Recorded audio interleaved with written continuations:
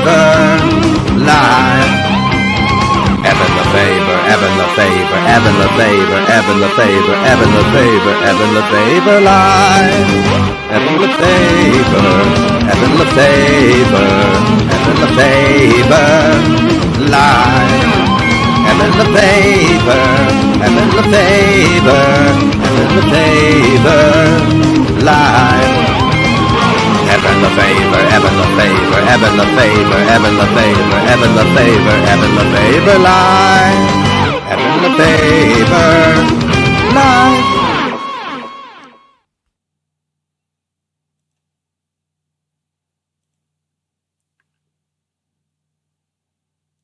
Spider-Man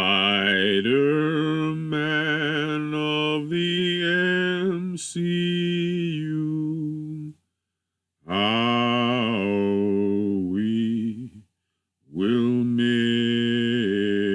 you, Spider-Man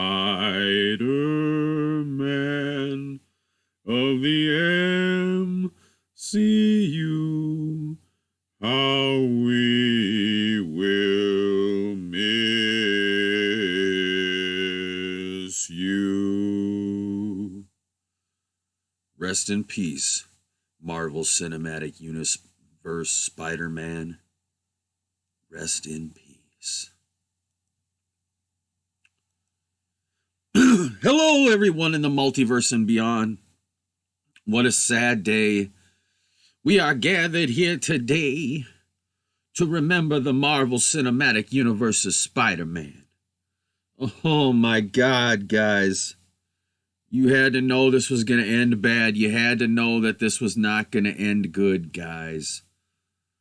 When we first heard that Sony and Marvel were teaming up to collaborate on Spider-Man movies, you had to know that it wasn't going to end good, guys. And this is... I saw this coming a mile away, and it is a sad day.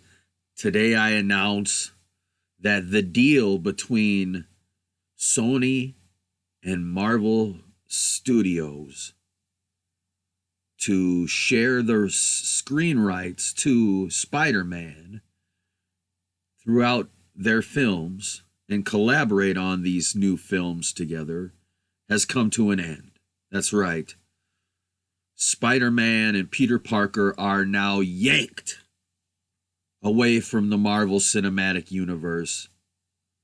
And yes, I guess now the debate can be put to rest as to what Spider-Man Far From Home really meant. Because apparently, Spider-Man was indeed far from home. Yes, that's right, y'all. We thought Spider-Man was back at home in the Marvel Cinematic Universe, but far from home indeed. Because now everything that has been building over the last 5 films that featured Peter Parker and Spider-Man has all been derailed irreparably. This has done irreparable damage to the Marvel Cinematic Universe.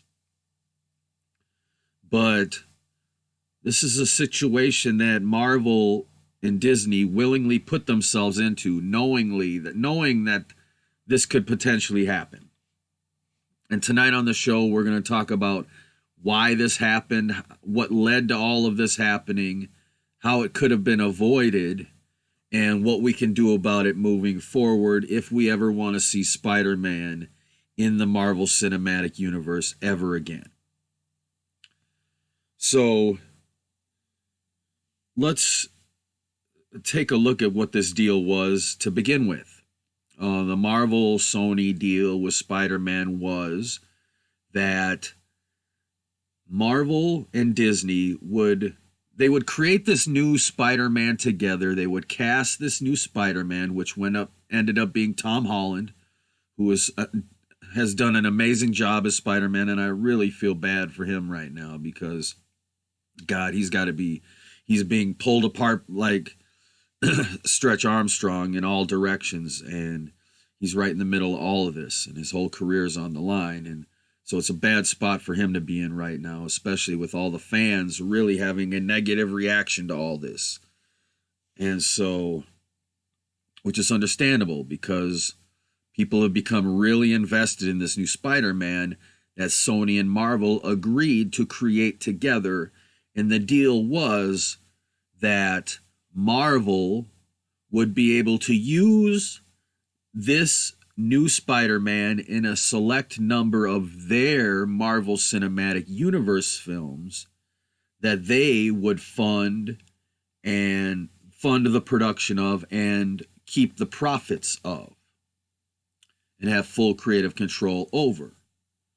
While Sony would fund the production of Spider-Man films featuring this new Spider-Man that are being created entirely by Marvel Studios. And that Sony would have final creative control over these movies, even though they were being produced by the Marvel Studios crew. Okay? And not only that, but Sony would get 100% of the profits from these movies that Marvel was making. So Sony funded the Spider-Man Homecoming and Spider-Man Far From Home. And Marvel Studios made those movies for Sony with a little oversight from Sony here and there because they had final creative control.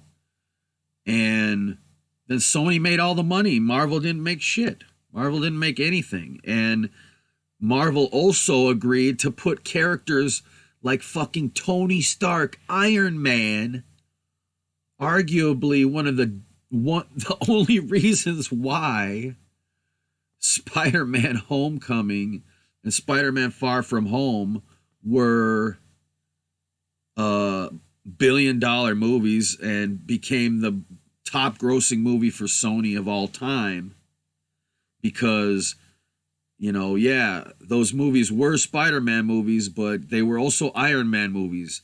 Don't get it twisted, okay? Spider-Man Homecoming and Spider-Man Far From Home were not standalone Spider-Man movies. Those were a story about the relationship between Peter Parker and Tony Stark, Iron Man. All right? These were not as much, you know, so you can't just say that's, you know, Sony did it all on their own with these movies. No. Okay, we had fucking Robert Downey Jr. in there. We had fucking Samuel L. Jackson in there. Okay? So what's going on here is we have to thank Amy Pascal for this happening in the first place. Amy Pascal was, at the time, working for Sony, and she was in charge of the whole Spider-Man department. And she had this brilliant idea to work together with Marvel Studios on resurrecting Spider-Man, because at this point in time, there was Spider-Man for Sony was just spiraling and down, deeper and deeper. I am a fan of Spider-Man 3, Sam Raimi's Spider-Man 3. I love that movie. I think it's very underrated. But a lot of people hated Spider-Man 3. And so there was kind of that's where the negative stigma started. And then Amazing Spider-Man was a big disappointment. And Amazing Spider-Man 2 was an even bigger disappointment, a colossal disappointment in all regards for Sony, both critically and commercially. And so Sony was really unconfident about the Spider-Man franchise. And Amy Pascal was like, hey, let me build your confidence back up. And I know Kevin Feige. I've worked with him before.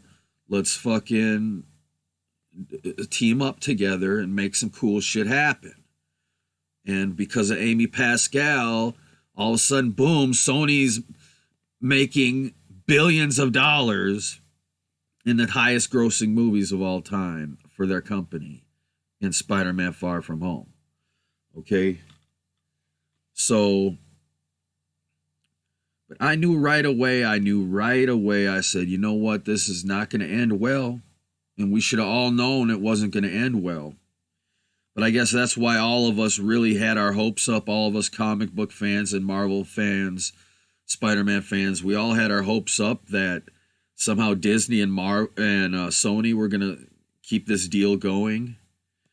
But you see, there's a lot of factors here that ultimately led to the downfall of this deal between Sony and Marvel, the downfall of this deal. And I saw them coming a mile away. I knew what was going to lead to this happening. And I knew how we could have avoided it, but, you know, it's kind of unavoidable at this point. So, the moral of the story is Spider-Man Homecoming was a success, and all the movies with Spider-Man in the Marvel Cinematic Universe, from Captain America Civil War to the Avengers films, so on and so forth, became big hits. Okay? And yeah, Spider-Man did contribute to those movies being a success. Okay? Captain America Civil War, amazing movie. All right? And yes, Spider-Man added to that being an amazing movie, but it wasn't the only reason why. Avengers Infinity War, amazing movie. And yes, Spider-Man is part of why that movie was so amazing, but he's not the only reason why. Okay? But I mean, yeah, we got invested over these movies in this new Peter Parker. Tom Holland hit it out of the park. Okay, Tom Holland as Peter Parker, he hit it out of the park in a big way. And, you know, a lot of people say this is their favorite interpretation of Spider-Man. All right? And here's what happened. Here's what led to the downfall. Okay? See, confidence was low. Confidence was very low on Sony's side in their Spider-Man property. It was at an all-time low. So, Spider-Man Homecoming was a success. The Marvel movies that Spider-Man was involved with, they were a success. And so slowly, Sony's confidence started to increase again in terms of the Spider-Man franchise. So step number one to the downfall of the Sony-Marvel deal was Sony testing the waters of their own Spider-Verse, their own Spider-Universe without Spider-Man, without the MCU Spider-Man. And they did this by putting 2 films into production. Film number 1, Spider-Man Into the Spider-Verse, the animated Spider-Man film that would introduce this concept of multiple universes with multiple different Spider-Man. All right? Because, believe me, Sony, in the back of their minds, has been ready to turn their backs on Disney this whole time. Okay? Trust me, this was not, in Sony's mind, this was not going to be a partnership that's going to last forever. Sony is always going to have a backup plan, okay? Sony is going to have a backup plan for what they're going to do if Marvel tries to strong arm them. Okay? And believe me, that plan included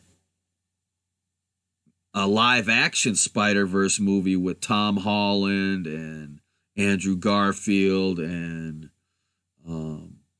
you know, everybody coming back, you know, get all the all the live action Spider-Man together. And believe me, that's what they're going to do. Trust me. They're going to do the Venom crossover, and then they're going to do the live action Spider-Verse movie and get all the old Spider-Man actors to come back and play a team up movie. So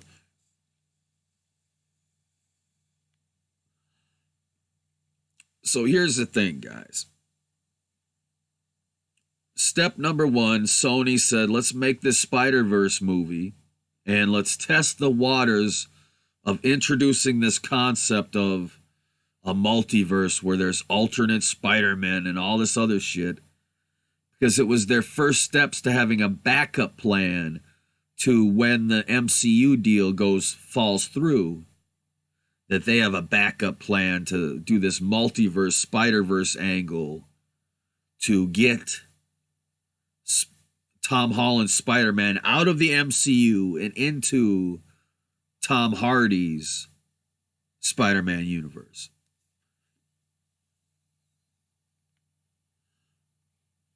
All right. So step number 2 was the success of Venom. All right. So Venom comes along. They create Venom, this Spider-Man universe without Spider-Man. They don't even mention Spider-Man at all, because of course their hopes is to get the full rights of Spider-Man back and merge it with the Venom property. So I knew right away, if we as Spider-Man fans and Marvel fans, if we go out there and we support Into the Spider-Verse and we support Venom at the box office and on digital and Blu-ray, we are voting with our wallets. We are voting with our wallets for Sony to end the Spider-Man deal. Okay? That's what we're doing at that point. So, yes, we want to see a good Spider-Man movie, right? We want to see Into the Spider-Verse. We want to see Venom. Yeah, those were great movies. I love Venom.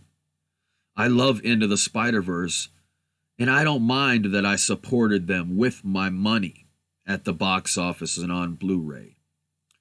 But the fact of the matter is, I knew that by doing it, I was sending a message to Sony that they don't need Marvel Studios and that they don't need Disney. And I knew that by supporting these movies, by watching Venom, by watching Into the Spider-Verse, I was voting against being able to watch a third Marvel Cinematic Universe Spider-Man movie or Avengers Secret Wars with Spider-Man in it. All right?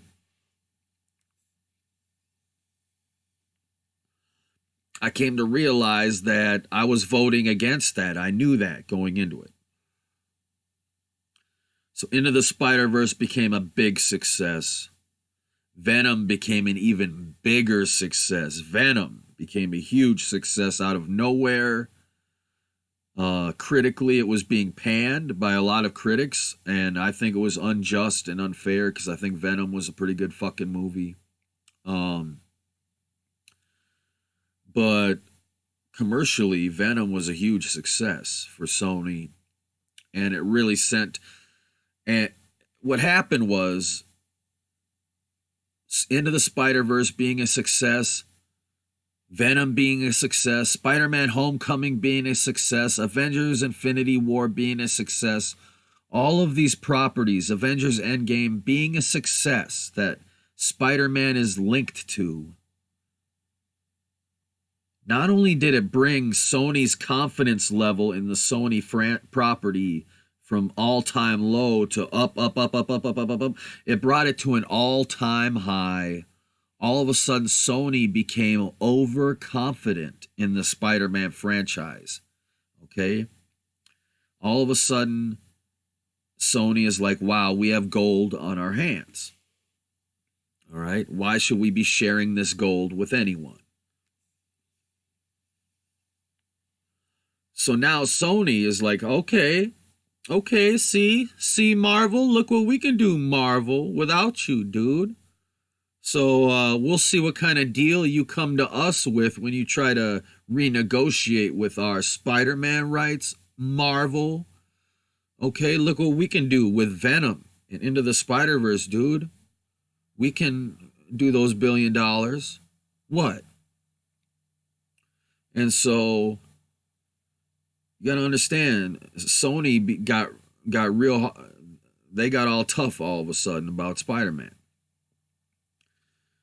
And so I was like, damn, this is not good, guys. This is not looking good for Spider-Man in the MCU. When I saw Venom become a success and shit, I knew the ball was set in motion. And I knew that it was all in Disney's hands at this point, which is why I'm going to get into later who's to blame for this, because a lot of people are blaming Sony right now. But so anyways, so I'm sitting there going, this is not good. And then I hear Amy Pascal is stepping down from working with Sony.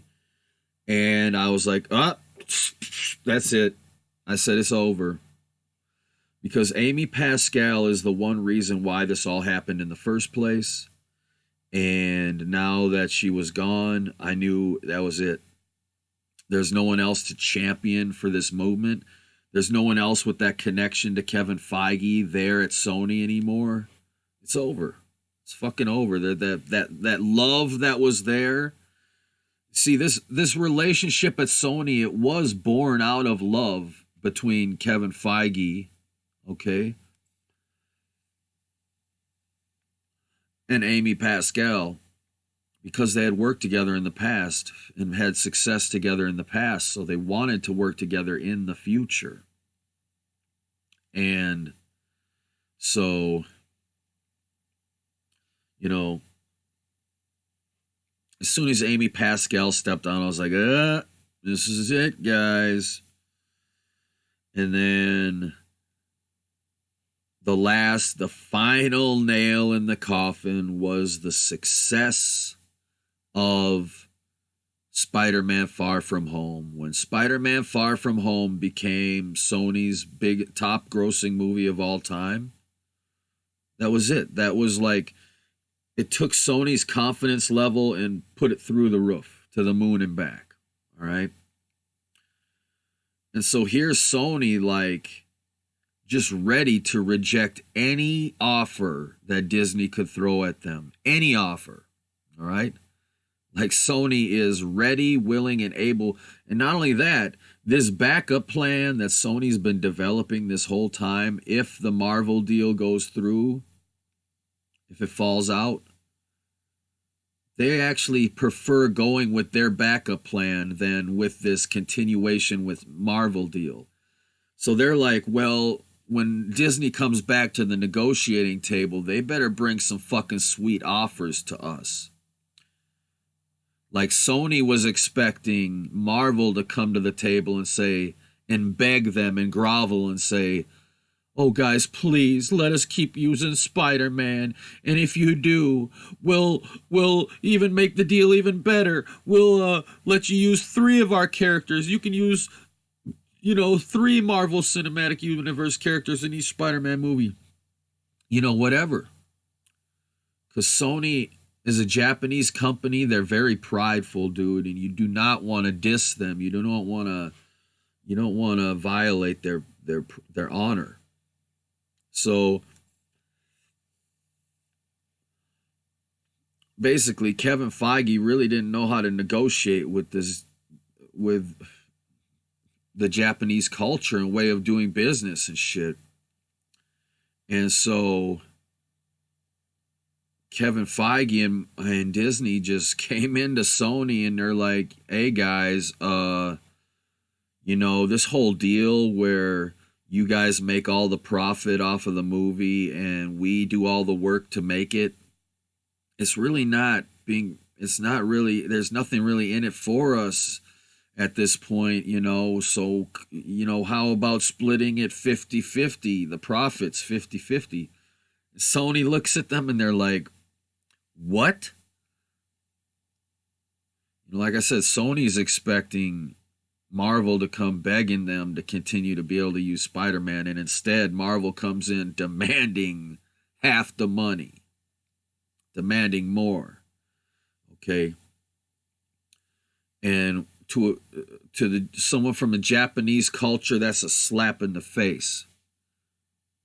That's like saying that's like Marvel walking into Sony and saying, "Hey, you know all that success with Spider-Man, it's our fault. We're the ones that are responsible for that. So if you want to keep that ball rolling, you're going to give us half the money you make from these Spider-Man movies." That's how Sony felt. Sony felt like Marvel was strong-arming them into saying, "Hey, we're the reason your Spider-Man is making any money, so you're going to cut us in on half the loot now." Sony's like, "Ha ha ha, motherfuckers, no, no, no, no, no." And so Sony was just ready to reject them because they got the backup plan. So here we go, y'all. We're in the backup plan. So what do you guys think? Am I even live? Is anybody out there in internet land, y'all? Is any Spider-Man fans out there? Throw a 111 in the chat if you're a Spider-Man fan. Don't tell me I don't have any Spider-Man fans in the audience. But yeah, so the moral of the story is it's over, guys. Yeah, it's a heartbreaker. Look, when I heard the news today that this deal was over, I was pissed, okay?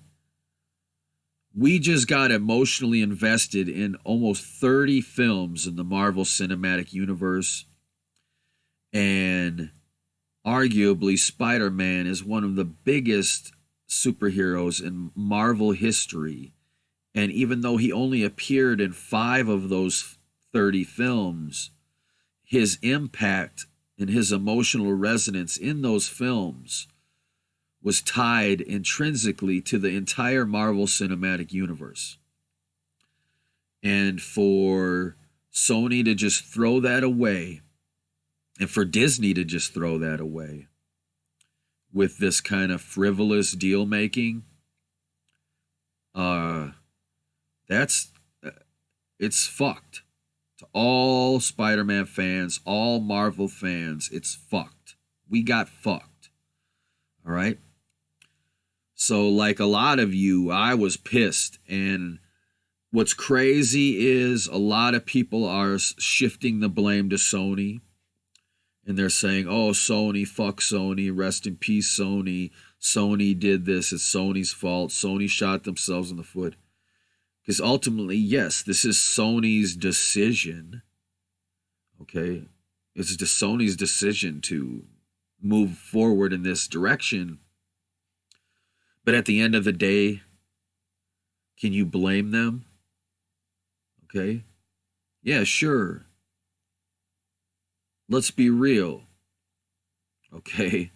Marvel Studios is probably 99.9% the reason why this new version of Spider-Man was a success in any way, shape, or form. All right? Sure, Tom Holland was the perfect casting, but these movies were created by Marvel Studios, not Sony. Sony funded them, but the creative teams at Marvel Studios are the ones that put these films together, okay?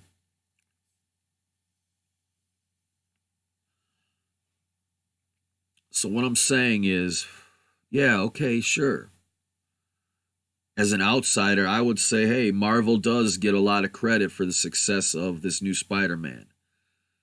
And Sony is very, very foolish to think that they are just going to take Spider-Man away from the Marvel Cinematic Universe and bring him into their universe and all the fans are going to be happy about it and cool with it.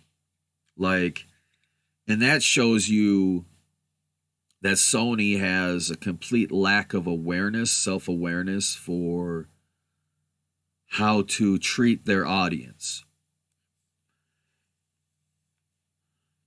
You know, if you have Spider-Man just make you the most money your studio has ever made in the history of your studio, and all the people, you got to realize it's not just Spider-Man that made that money. It's the fact that people went to the theater to see this fucking movie. And the only reason they went to the theater to see this movie was because they knew it was going to be quality. All right? All right? Because that quality had been demonstrated to them in the past. They wanted more. All right? So you've got all of these people loving and supporting this new version of Spider-Man. And what are you going to do?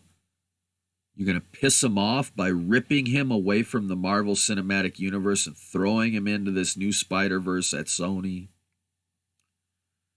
And thinking that it's not going to rub your target audience the wrong way. So look, I do not, I do not blame people for saying boycott Sony. All right? You know why? Because honestly, if you ever want to see Spider-Man in the Marvel Cinematic Universe ever again, I'm about to tell you the only way you're ever going to see it. This is the only way you're ever going to see it, guys. You and everyone else around the world have to organize a worldwide full boycott of all Sony products and movies. All right? And that means no more Sony PlayStation products. That means no more Spider-Man movies, Spider-Man video games. No supporting anything that Sony does. Okay? The Ghostbusters movies, whatever it is. You boycott it all, and you get people to sign an agreement that they're going to boycott it all, and you send those numbers to Sony and say, look, guys, you thought you were doing the right thing here, but you're about to lose out on all this. And either they agree to go back to the negotiating table with Marvel and get Spider-Man back in the MCU, or they realize that they're about to lose their company to all of this. They don't know how passionate Spider-Man fans really are. Because if Sony were to go under and have to, if they realize that without the MCU, their Spider-Man franchise is not going to be profitable, or nothing they do is going to be profitable, they might be in a position, you will have to put them in a position to where they need to sell the rights to Spider-Man back to Sony or back to Marvel. But the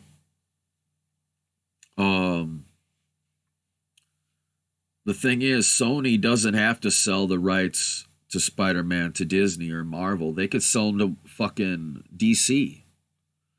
Could you imagine if DC bought the rights to Spider-Man movies? Or Warner Brothers? Warner Brothers bought the rights to make Spider-Man movies from Sony. Next thing you know, we got Batman versus Spider-Man. All of a sudden, Spider-Man's part of the fucking DC universe. It could happen. Marvel Studios and Disney don't own Spider-Man any more than Warner Brothers do. Not anymore. Not after this deal is done.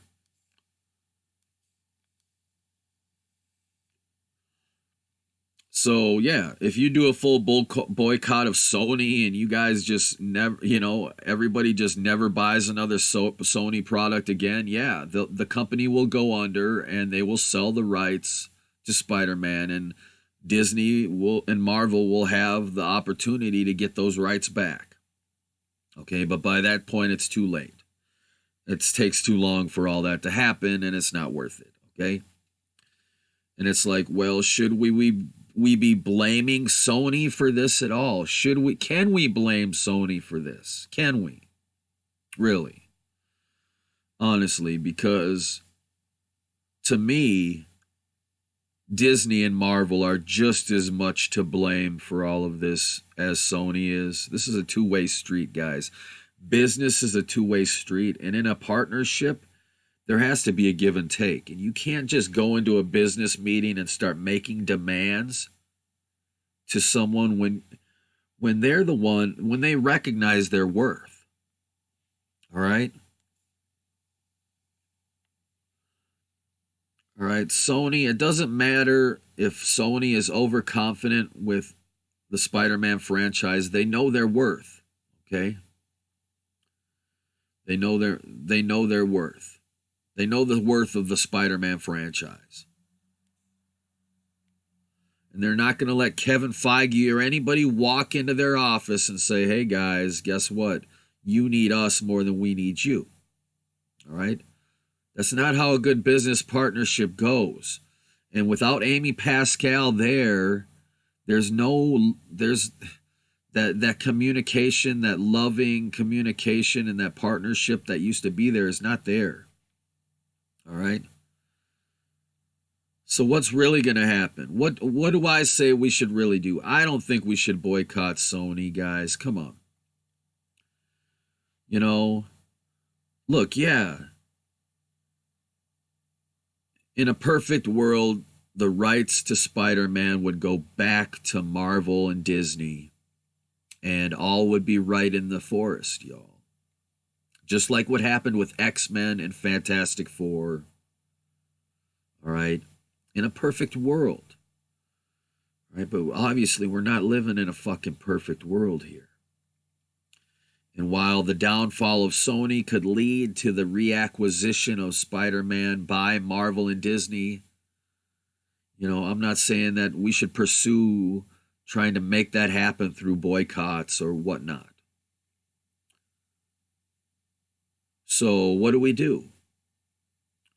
Do we give Sony's Spider-Man a chance? Because obviously they're going to somehow explain away all of this, that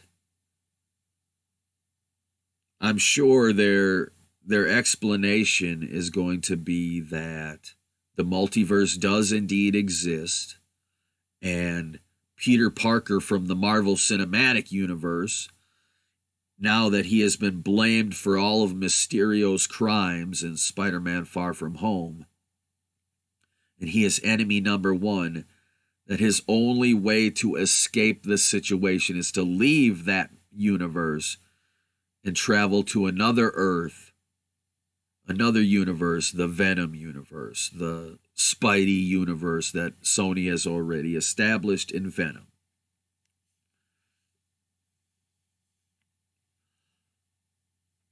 And of course, in this universe, there's going to be no Avengers and none of this other Marvel Cinematic Universe stuff. Okay? So we're going to get a watered-down Spider-Man, a watered-down version of this new Spider-Man. So the question is, can Tom Holland's Spider-Man exist separated from the MCU? Okay? Because here's the thing. You know, Disney was getting boisterous with the Spider-Man rights. And they were toying around with this idea, oh, why don't we have a Deadpool Spider-Man team-up movie? And Sony's like, wait a minute, no, why don't we make a Spider-Man Venom team-up movie and make that R-rated and make it our own fucking Deadpool. We'll make our own Deadpool R-rated money with Spider-Man and fucking Venom.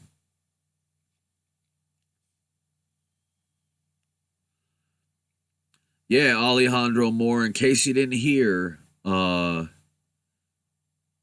Marvel Studios and Sony are no longer working together, sharing the rights to the Spider-Man character on screen. So Spider-Man is no longer a part of the Marvel Cinematic Universe in any way, shape, or form. I don't know.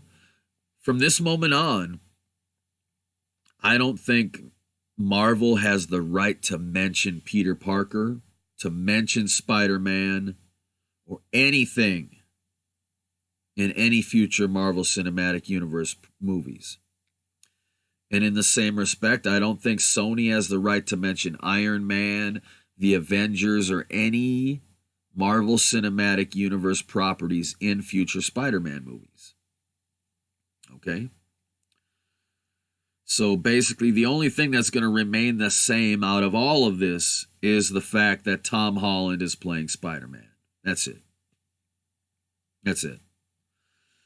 That's our consolation prize in all of this, is that Tom Holland is still going to be playing Spider-Man, and the fact that Sony does, now the ball is in Sony's court.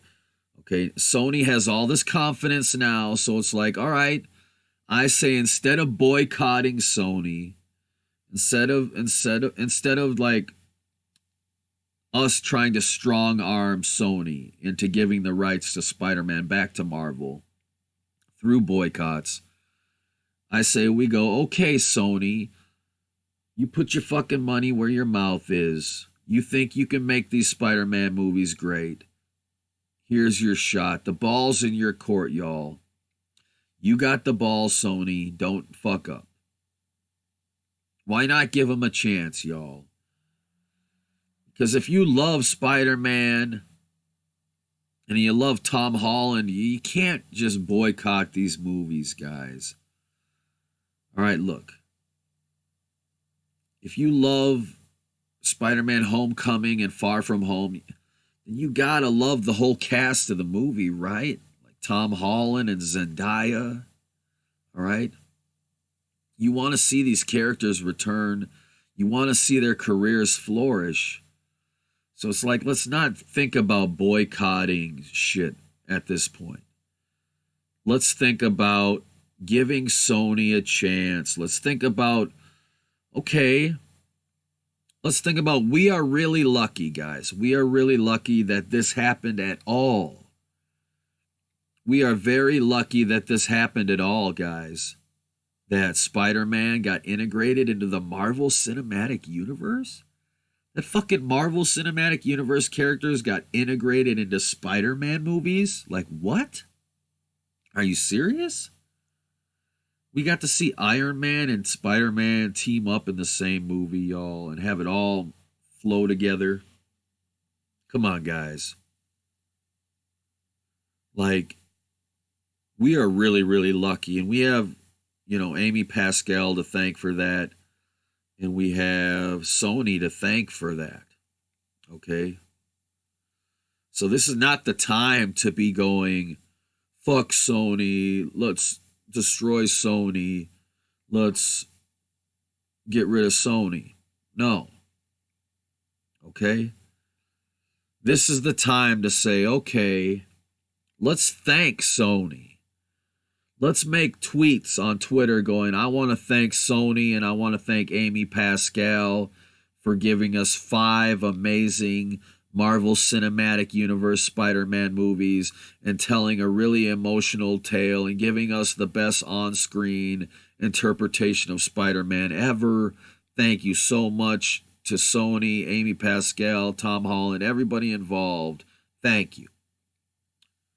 That's what they should be tweeting, not this fuck Sony, boycott Sony, all this bullshit. Okay, be thankful.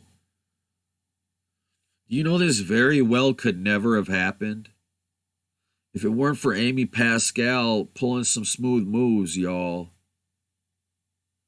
we would have never had Tom Holland as Spider-Man or any of this cool shit that happened with Spider-Man in the MCU, guys. So be thankful we got what we got. Yeah, I was as pissed as all of you today when I heard the news. Okay? They took our Banky away. Oh, they took our favorite baby Banky away. Whatever. Okay, look. The only way we can move on from this situation is to realize that business is business, and we're fucking lucky that these two companies decided to work together and give us what we got. Okay? Sure, we want more. We want more Spider-Man in Marvel Cinematic Universe. Okay, we wanted Spider-Man in the next Avengers movies. All right, we wanted him. We wanted Marvel characters. I wanted the Hulk to be in the next Spider-Man, okay? But no, it's not going to happen, guys. And it doesn't matter, all right? We got to be thankful for what we've got instead of being so fucking worried about what we're not going to get now. Because the only way to move forward from this situation is to go, okay, well, let's just hope for the best. Let's hope that the Marvel Cinematic Universe, after making Peter Parker this emotional pillar for the entire fucking saga, how they can bounce back from that by doing Phase 4 and Phase 5 without Peter Parker or Spider-Man involved in any capacity. But like I said, Sony, all they care about is money and numbers, y'all. That's what speaks volumes to Sony, is the success of their projects and the money. So the only way to communicate a message to Sony is to unfortunately boycott their shit.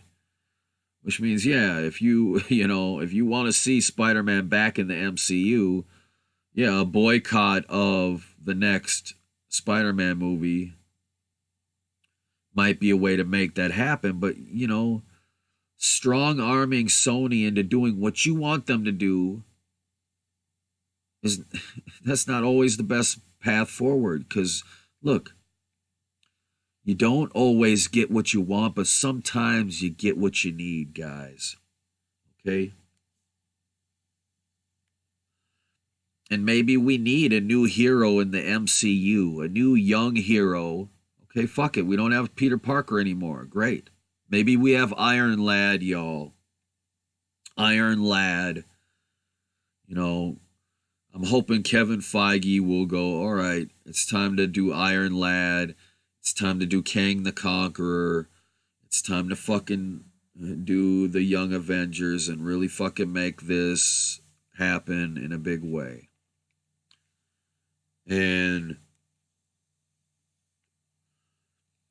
But honestly, Kevin Feige is going to need to fire back. This is going to be a lot of negative, this is not just negative.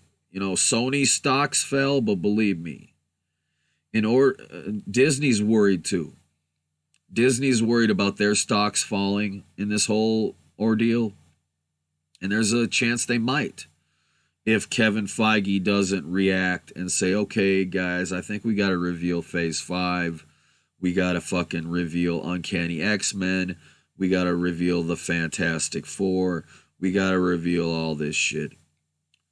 Okay, if Kevin Feige comes out tomorrow and says, hey guys, guess what? Here's the slate for Phase 5. It might stop Disney's stock from going down. All right?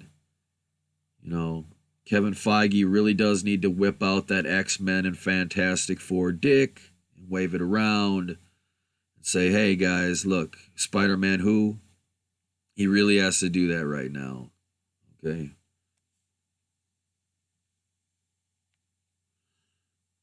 But yeah, the Iron Man 3 kid, they put him in the end of Avengers Endgame because, hey, you think Sony's the only people that have been developing a backup plan for if this whole Spider-Man deal falls through? Believe me, Disney is a multi-billion-dollar company, and they're not going to not have a backup plan of their own for if this Spider-Man deal falls through. And that's exactly why the kid from Iron Man 3 has a fucking 20-second long close-up at the end of Avengers Endgame. So, oh, hell yeah, Alejandro. I'm Iron Man. Hell yeah. So, but yeah, I think with Peter Parker and Spider-Man and Iron Man now gone from Marvel Cinematic Universe, Kevin Feige would be insane not to make Iron Lad the new main hero of the Marvel Cinematic Universe going forward. And I'm not going to give you any spoilers, but that would mean that Kang the Conqueror would be the new villain of the MCU after Thanos. And it would be the most epic thing in the history of epicness. Because if you don't know the story about Iron Lad and Kang the Conqueror and all of this shit, it is the coolest arc of any superhero ever. All right? And Iron Lad is fucking awesome. He is the coolest. He's probably one of my favorite characters in Marvel history. And of course, you know, the Marvel Cinematic Universe version of Iron Lad might be different than the comic book version. But yeah. But yeah, I'm sure, you know,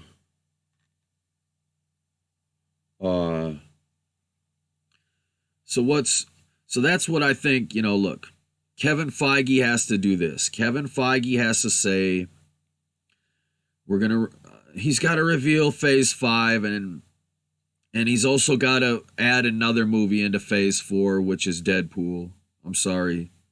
Deadpool has to be the Spider-Man replacement at this point in juncture. There's no getting around it.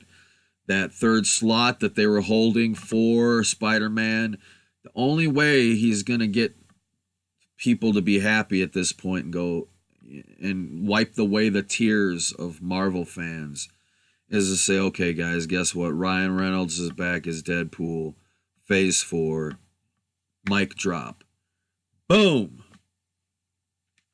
Right? Like, what kind of mic drop would that be by Kevin Feige if he just announced tomorrow the whole slate of Phase 5? He announces Uncanny X-Men, Fantastic Four, and, oh yeah, Deadpool in Phase 4. 2020 Deadpool. Boom, mic drop. Like, what if Deadpool was coming as soon as 2020? That'd be crazy. That'd be wild, wouldn't it? So, because look, guys, if there's any character that can explain why that Peter Parker no longer exists in the Marvel Cinematic Universe, it's Deadpool. Okay? Deadpool is going to have to be fast-tracked to Phase 4. They're going to have to bring Ryan Reynolds back and have him explain why Spider-Man is no longer in the fucking MCU. They're going to have to make fun of it big time. Like, they're going to have to turn the tragedy of the MCU losing Spider-Man, they're going to have to turn that into a joke. And the only person to tell that fucking joke is Deadpool, y'all. I'm sorry. It's just the only way it can happen. It's the only way it's going to fucking happen. But I got to take a break. I've got to take a break. I've got to take a breaking.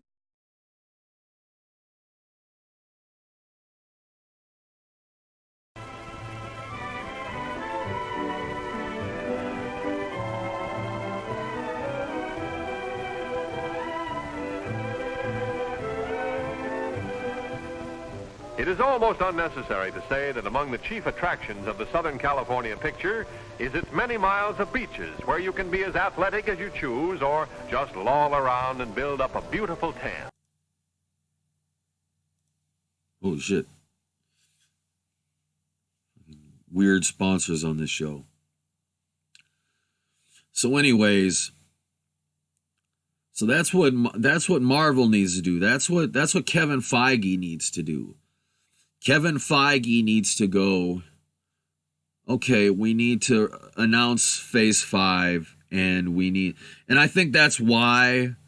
I think that's why they held off on announcing Phase 5 until now, because they could have done it at Comic-Con, but they didn't.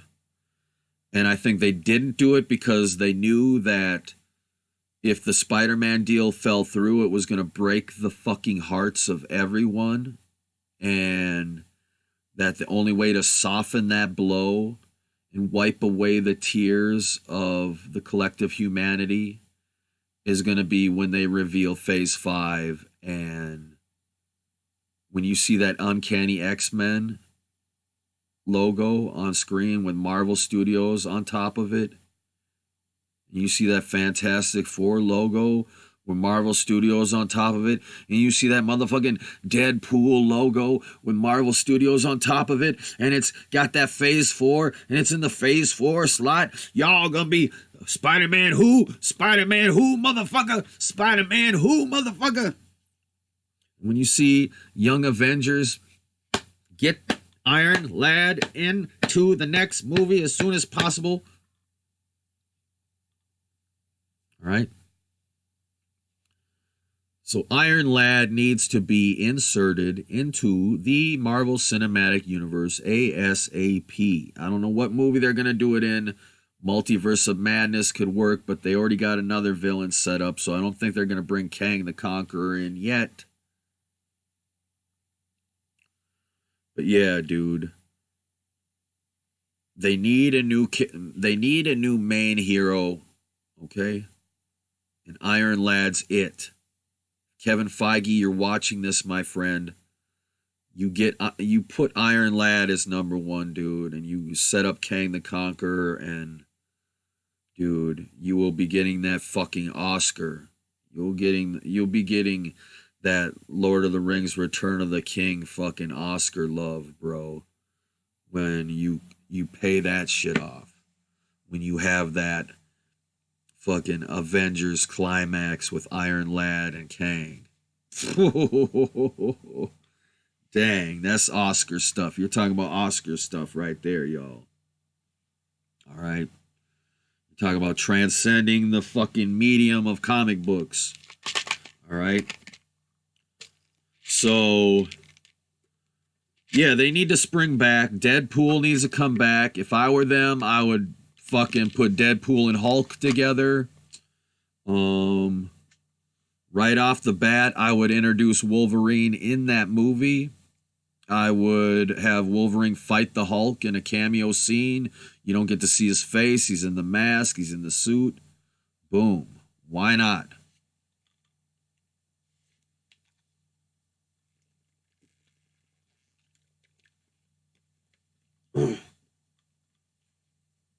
You know what I'm saying? Wouldn't you love a Deadpool movie with the Hulk in it, dude? Like Deadpool and the Hulk chilling. That would be like Thor Ragnarok on steroids, dude. Seriously. And have fucking Wolverine show up. Holy fuck. Shink shink. Shink to the motherfucking shink. Holy shit, that would be great. Like Deadpool and Hulk are on a mission out in the Canadian wilderness and shit, and it's snowy and shit. And Hulk's out there running, and then all of a sudden, Wolverine comes up out of nowhere. Ooh, wait! But yeah, so while we're on the subject of the Marvel Cinematic Universe, people are like, how are the X-Men going to get integrated into the MCU? And I have this theory, y'all. What if House of M happened prior to the events of Age of Ultron? Like, what if Scarlet Witch... Okay, imagine this. Imagine if the entire Marvel Cinematic Universe, as you know it, imagine that it only exists because Scarlet Witch used her powers to get rid of every mutant on planet Earth and erase the entire memory of mutant kind from history. Imagine if Scarlet Witch did all of that prior to the events of that you see in Age of Ultron where she first appeared. Because in case you didn't know, she is the daughter of Magneto. So what if all this shit popped off? What if Days of Future Past popped off, y'all? What if this huge apocalyptic event happened and Scarlet Witch thought the only way to prevent it all from happening was to go back in time and just erase mutants from existence? You know, the MCU's own version of House of M. So what if that explains why there's no mutants for this whole time, is because Scarlet Witch just kind of blipped them out with her powers. But what if she could erase that? What if Doctor Strange in the Multiverse of Madness was all about erasing the events of House of M? Erasing what Scarlet Witch did? Because what if she's hiding all kinds of shit? Because what you don't know is Scarlet Witch, she flip-flops from going between being a good guy and a bad guy and this and that. So there could be shit she's done that we don't know about. Because if you think about it, her character has kind of been window dressing in the MCU. She's just there. She doesn't really say anything. She barely gets any lines in any of the movies she's in. It's like she's criminal. I think, Scarlet Witch, hopefully we'll see her character evolve more in WandaVision and these other future installments. So that's what I think Kevin Feige should do. Kevin Feige needs to announce that Deadpool's going to be Phase 4, Ryan Reynolds, Hulk's going to be in the movie, and Wolverine is going to be in the movie.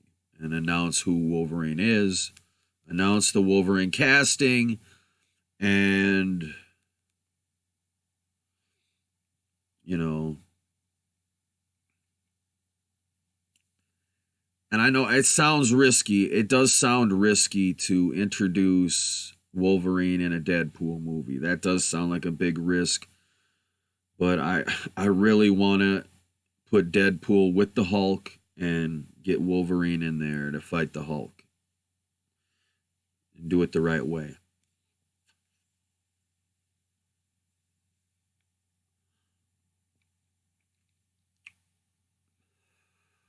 But yeah. So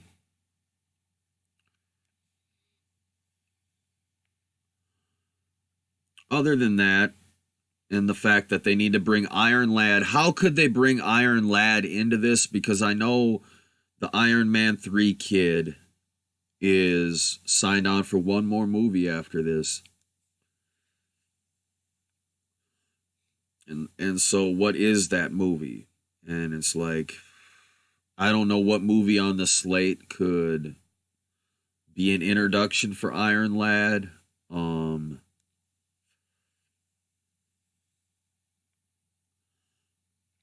But yeah, I think Riri Williams as Ironheart. Yeah. Ironheart would be cool too.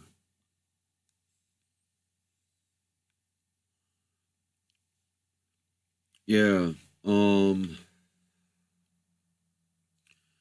I mean that's the real crime here, is that Marvel would have been fine without Spider-Man. I mean, Spider-Man did bring a lot. It was the cherry on top of the sundae for all the MCU films he was involved in, and the whole arc with him and Tony was great. But it's like, yeah, they could have spent that time bringing Riri Williams in and establishing her having a relationship with Tony Stark instead. Like, that would have been way more epic than, forcing Spider-Man into that spot like they did. Because let's be honest, the MCU Spider-Man was really forced, and he wasn't comic book accurate. A lot of people say, "Oh, it was the most comic book accurate Spider-Man portrayal ever." And it's like, I like Tom Holland's portrayal of Spider-Man. I like it, but the whole turning Tony Stark into Uncle Ben and kind of retconning the origin and kind of just repurposing it into this arc throughout the MCU. Like, I don't know. I think it would have been better served, introducing Riri or Iron Lad or anything other than that, because, but hey, at least we got what we got.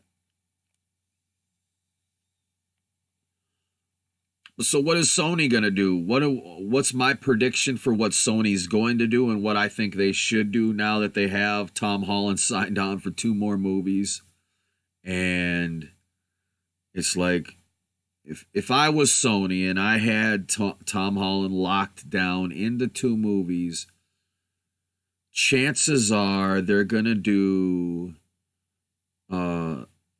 first and foremost, it's hard to say. I think first and foremost they're gonna do because see, look, everybody wanted Spider-Man Far From Home was meant to set up a potential where, at the end of Far From Home, Spider-Man's a vigilante, he's wanted, blah blah blah blah blah. It was there to set up a potential Marvel Cinematic Universe Spider-Man 3 where they could bring out Kraven the Hunter and have him hunting Spider-Man around the world and call it Spider-Man Homeless. Okay? But that was only if the Disney deal got re-signed. If they were able to renegotiate. But they weren't. So the other option is, okay, Peter Parker leaves that multiverse to go into the universe where Venom is. So the next movie will inevitably be the Venom Spider-Man crossover. And if I were Sony, I would already sign Andy Serkis on to direct the movie. I would bill it as a sequel to Venom 2 and a sequel to Far From Home, all in one. So it's the sequel to 2 movies in 1 movie, and Spider-Man and Venom. Call it Spider-Man and Venom. I don't give a fuck. Separation anxiety. Call it whatever the fuck you want. Either way, the next movie, if they only have Tom Holland sign on for 2 more movies, here's what they have to be. Spider-Man and Venom crossover and the live action Spider-Verse. All right? But that's all predicated on if they could get Andrew Garfield back and Tobey Maguire. If they could sign those guys on, maybe they do the Spider-Verse versus Sinister Six, where you have Tom Holland Spider-Man, Tobey Maguire Spider-Man, and Andrew Garfield Spider-Man teaming up to take on the Sinister Six. Like, that would be good. But I'm sure they have that as one plan, and if they can't get Tobey and they can't get Andrew for a reasonable price, they're just going to go with Venom and Spider-Man versus the Sinister Six, and those are your next 2 movies. So either way, the next Spider-Man is going to be the Venom crossover. The one after that is going to be the Venom and Spider-Man versus the Sinister Six.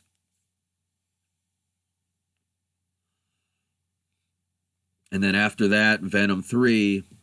And then, if they can get Tom Holland signed on, they'll probably have Spider-Man die in the end of Venom and Spider-Man versus Sinister Six. They'll probably have Tom Holland's Spider-Man die. They'll say, fuck you, dude.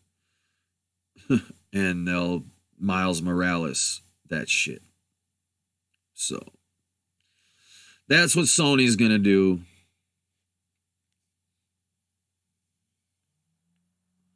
So, because, yeah, and that's if Tom Holland doesn't re-sign. They will Miles Morales him.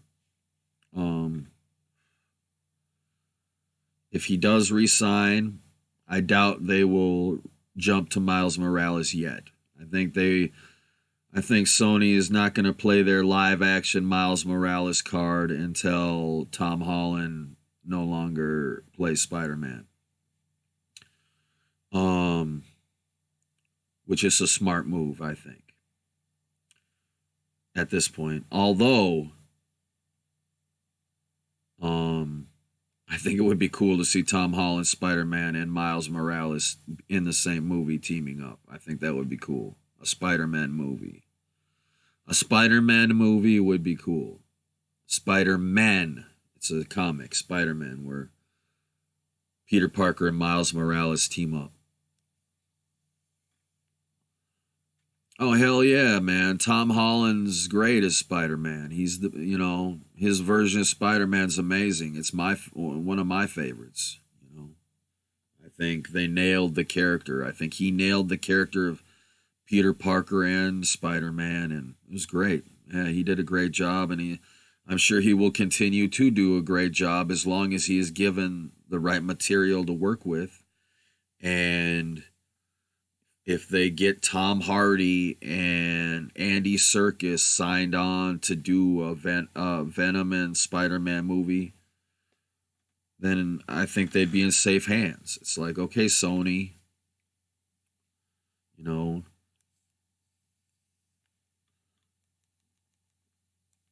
So what do you guys think?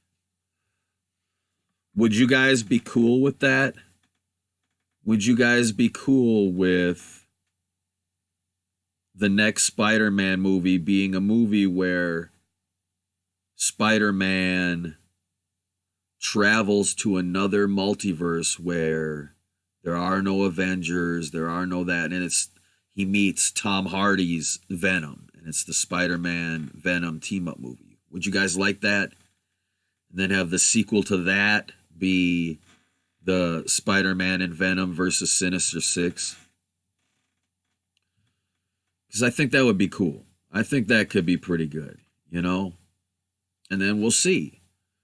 Like I said, Sony always has a backup plan. So if Tom Holland says, "Okay, I'm not going to re-sign to play Spider-Man anymore," which I doubt he will do, okay? Because right now Tom Holland is really tight with Sony. He's signed on to play Nathan Drake in the Uncharted movie.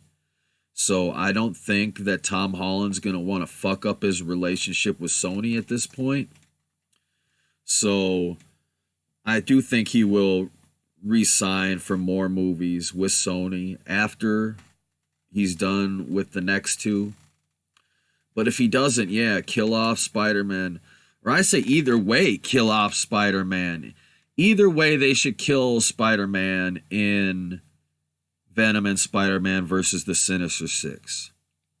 They should kill him off at the end of that. And then the next movie should without a doubt be the Amazing, I don't want to call it the Amazing Spider-Man. Why did they take that name?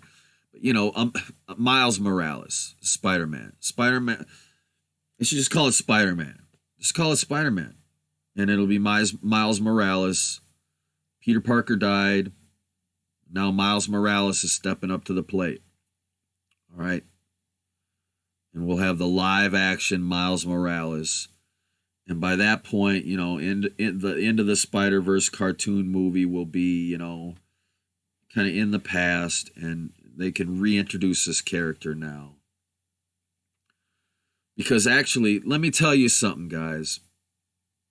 As much as I love Tom Holland as Spider-Man, I've never been the biggest fan of the MCU Spider-Man. To me, I'm a Spider-Man purist, all right? So to me, having Spider-Man's origin and his canon have it match up to what's canon is important to me. And I mean, you can modernize that, and you can, integrate it with all these other characters and whatnot. But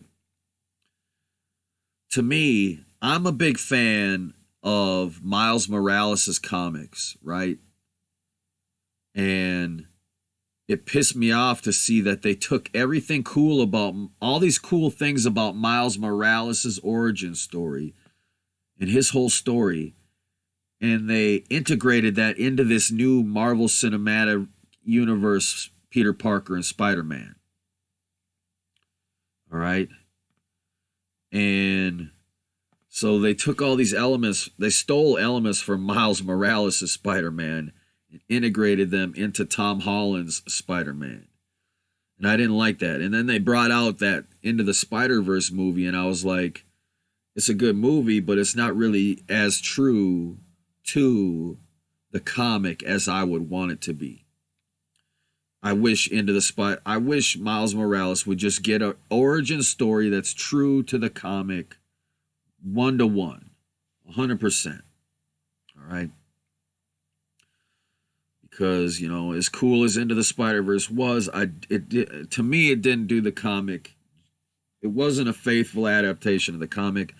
And the only reason it wasn't was because Tom Holland's Marvel Cinematic Universe Spider-Man already stole all these elements from Miles Morales' comics and put it into their movie. So it's like, how could they put it into the Miles Morales movie? So, yeah, so I look forward to seeing the live-action Miles Morales take over for Spider-Man and then give him his own solo movie and maybe even a sequel to that, and then bring Tom Holland's Spider-Man back and have the Spider-Man movie where Miles Morales teams up with Tom Holland's Peter Parker, and booyah. But let me know in the chat right now, what villains would you like to see be part of the Sinister Six? Tell me what your Sinister Six you would like to see. And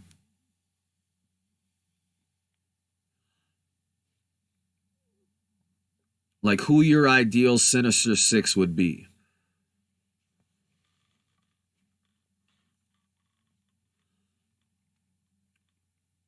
Because I really like what they did with Mysterio. And if they were going to do a Marvel Cinematic Universe Sinister Six, I would definitely want Mysterio to be the guy running it. But,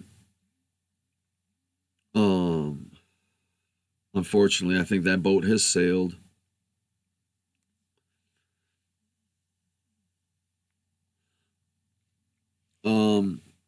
I think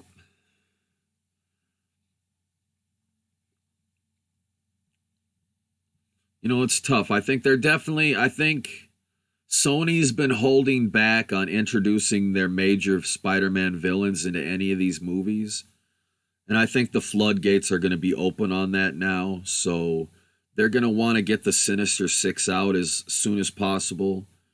So my guess is they're going to start establishing the Sinister Six in the Venom versus Spider-Man team-up movie. So what we're going to see probably is the introduction of the third Norman Osborn. I mean, how could you not introduce Oscorp into this entire scenario? You have to.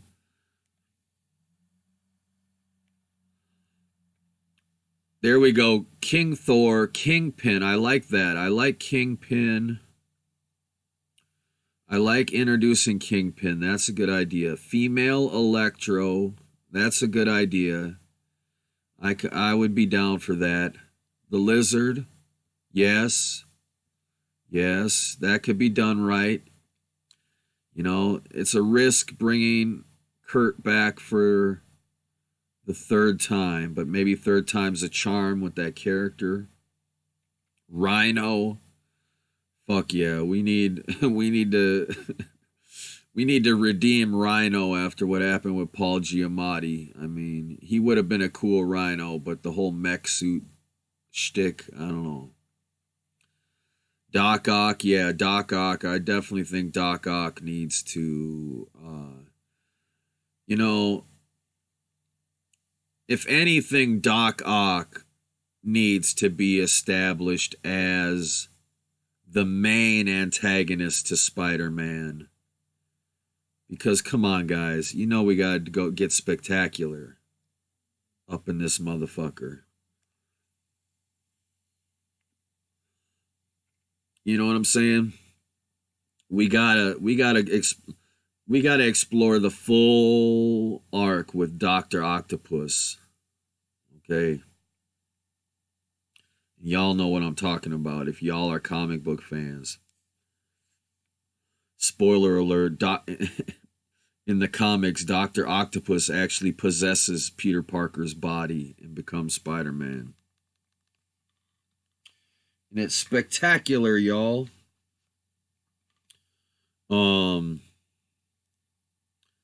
Yeah. Would you guys like to see that? Would you guys like to see that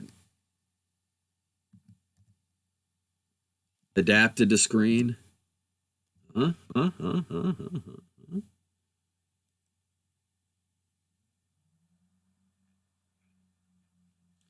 Wait, that's not Spectacular Spider-Man. What's the name of the one where Spider-Man possessed by Doc Ock? Come on now. How could I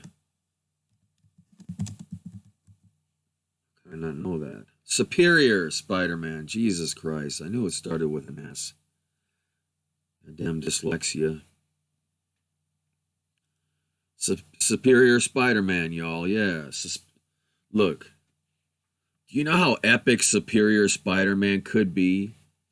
So I would say let's go younger on Doc Ock. Like, what if Doc Ock was in love with pick whoever, who we want. Do we want to keep Mary Jane in this shit? Because I don't think we can. You know, we can't. Spider-Man can't be like, I gotta leave the MCU. Come with me, Mary Jane and Ned. Come with me to this other universe. No, he's not gonna do that. Okay. If Peter Parker's moving to the Venom universe, he's gonna meet up with another girl, which is probably gonna be Gwen Stacy. Let's be real. So we're gonna probably have Gwen Stacy coming back. But yeah, so you know, we could probably have Dr.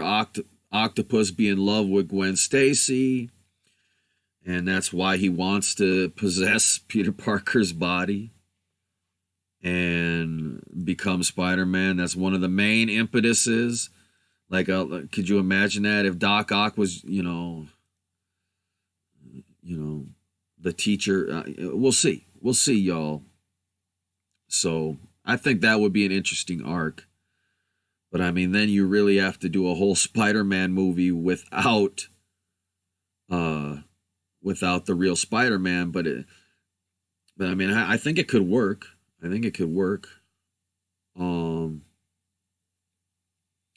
So yeah, fuck yeah, I want to see that at some point. Superior Spider-Man, y'all. So, look, let me be honest with you guys, okay?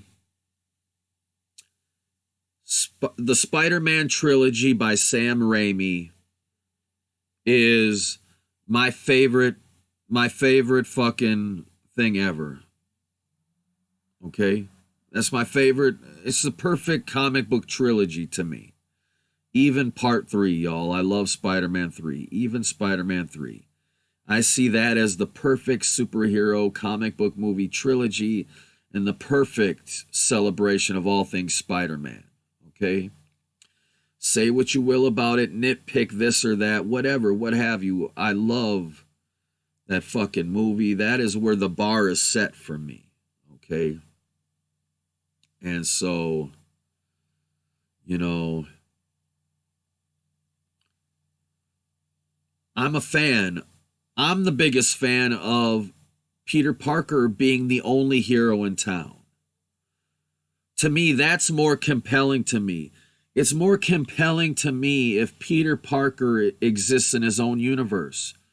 if the Spider-Man universe exists independently from the Marvel Cinematic Universe, honestly, to me, that is more exciting as a Spider-Man fan, because Spider-Man already has so much to explore within his own universe that he doesn't need to be out there fighting Thanos. And like, it's cool to see him doing it. It's cool to see him interacting with Iron Man and all these other characters. Like, yeah, that's fucking awesome. I'm all about the crossover. But at the end of the day, if this Spider-Man deal would have continued with Marvel, we would have seen the neglect of the Spider-Man franchise, a total neglect, and a whole fucking, just the entire fracture of the Spider-Man universe. All right? And I don't know about you guys, but I don't just love Spider-Man. I'm not just a Spider-Man fan. To me, the reason I love Spider-Man so much is because of the entire Spider-Man universe. All right? Okay, that includes all the different women that Spider-Man was destined to fall in love with and be entangled with. That includes all the different villains like Green Goblin and Doc Ock and all these other people. The antagonists, the protagonists. That's what it's all about. Okay, that's what it's all about to me. That's where my love for Spider-Man comes from, is from all of that together. And to me, when Spider-Man was in the MCU, he didn't come with all of that. It was just Spider-Man. We didn't get all the other cool shit. Okay? We didn't get the whole mythos of the Spider-Man universe. All we got was Peter Parker. All we got was that character itself, as if it was plucked out of its own reality and placed into the MCU. And it didn't bring any of the cool shit with it. Sure, we got Vulture. Sure, we got Mysterio. That was great. Okay, but now we have the reunification of the Spider-Man universe at Sony, which means we are going to get what we deserve, okay? We are going to get what we deserve, and that is a unified Spider universe, y'all. Trust me, okay? That this could end up being a really good thing. And I know, this is a divorce. It's like your parents getting divorced. Whatever the case may be, it is a divorce, but we got to get over it and move our separate ways and realize that if you love Spider-Man, you want the best. If you love the MCU, you want the best for them, and you want them to be able to go their separate ways amicably and successfully in their own directions. As comic book fans, that's what we want. All right, so we can't turn this into a war of, fuck Sony or fuck this or do this or boycott that. We just need to say, okay, let's just accept the fact that, hey, maybe Spider-Man is kind of awesome in his own universe. Maybe Spider-Man really works good in his own universe. Because look, go back and watch the Spider-Man trilogy by Sam Raimi. It's fucking amazing. And we didn't need Iron Man or the Avengers or any of these other motherfuckers, okay? We didn't need any of that bullshit. All right? The Guardians of the Galaxy and Captain Marvel. Hey, Mr. Parker, what do you got for me? Here's what Mr. Parker's got for Captain Marvel. Middle finger. He's got his own universe, goddammit. He's got his own universe to save. So, look, here's what I would like to see happen. I would like to see, God, I want to see things continue, but Sony, hopefully, I would also like to see Sony someday resurrect Sam Raimi's Spider-Man into a Netflix show or a Hulu, team up with Netflix and do a Spider-Man series on Netflix, and the Spider-Man series will be a, 12-part episode, 12-hour-long episodes directed by Sam Raimi, starring Tobey Maguire, Kirsten Dunst. A full sequel to Spider-Man trilogy, but on Netflix in episodic format. Spider-Man, the motherfucking show, y'all. Would you guys watch that? Would you guys sign up for Netflix if there was a Spider-Man show directed by Sam Raimi, starring Tobey Maguire and fucking Kirsten Dunst, and it was a sequel to the original Spider-Man trilogy? I'd buy that for $1. I don't know about you guys. I'd buy that for $1. Could you imagine that? Ooh. Imagine if we got more than one season. Imagine if we got like 5 seasons of that show. All directed by Sam Raimi. All starring Tobey Maguire and Kirsten Dunst. Just, that would be dope. But if anything, what I hope is that, I'm sick of these comic book movies killing off their villains. All right? It's so stupid to me that it became this cliche and a tradition in comic book movies where at the end of the movie, the villain would die. And the first comic book series to not do that was the X-Men. The X-Men movies, they kept their villains alive. And because of doing so, these villains became actual characters, actual multi-dimensional characters, all right? They weren't just the bad guy. They became multi-dimensional characters that had arcs that were multi-film arcs. And it's like, these characters, all right, comic book fans do not just love the good guys. We are not in it for the good guys, okay? Comic book fans are in it for the good guys, the bad guys, and everyone in between. All right? We cash in our money to buy a comic or watch a fucking superhero movie to see the bad guys just as much as we come to see the good guys, okay? So, when you have these amazing villains like Mysterio or fucking whatever, any villain you can name in comic book history, including Batman, like the Joker and Penguin and all these, look at all the great Batman villains. Why kill them off at the end of the movie? Let them live. Let the fucking villain live on to be into the sequels. Because that's the way to do it, you guys.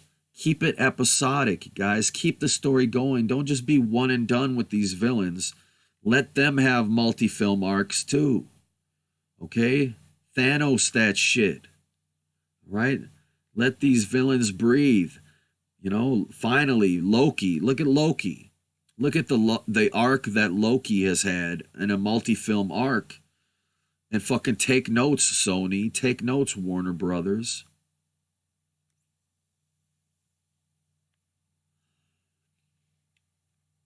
So fuck it. We're going to keep this stream going tonight, y'all, because we're talking about... Next, we're going to be talking about the state of DC and Warner Brothers and the future of the DC universe. And then at the end of the show, we're going to wrap it up with talking about The Matrix 4. That's right. The Matrix 4 is happening, y'all, tonight on Movie Talk with Evan Lefavor Live. The news show where we talk about movie news, movie stuff, and all things movies, y'all. I'm going to take a little pee-pee break. I got to take a pee, y'all. I got to take a pee, y'all. I got to pee into the toilet. I'll be back. Yeah, we're going to talk about DC Comics movies and The Matrix 4 when I return. I'll be back. I'll be back. I'll be back. Don't smoke crack. God damn. Why did they never make an anti-drug PSA in the 80s with Arnold Schwarzenegger as the Terminator? Damn, imagine if they would have got James Cameron to direct an anti-drug PSA with the Arnold Schwarzenegger as the Terminator in like 1989 and have like it'll be like dark and gritty and there'll be like these people out there smoking crack out on the street. And then all of a sudden Arnold walks up and he's got the fucking leather coat on and the glasses. He pulls out the shotgun. Don't smoke crack. Boom, boom, boom. And then he blows him away. Damn. That would have been the best anti-drug PSA ever. Terminate drugs. Don't smoke crack. Don't smoke crack. Anyway, I'll be back. Don't smoke crack.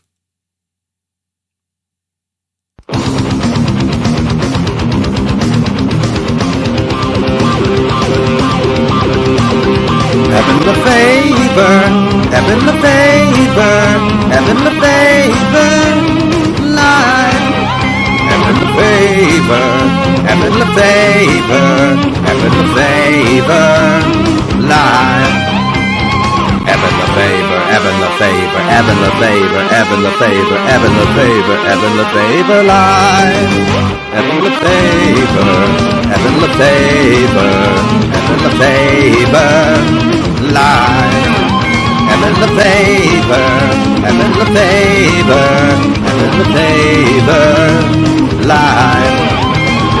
Having the favor, having the favor, having the favor, having the favor, having the favor, having the favor, life. Having the favor, life.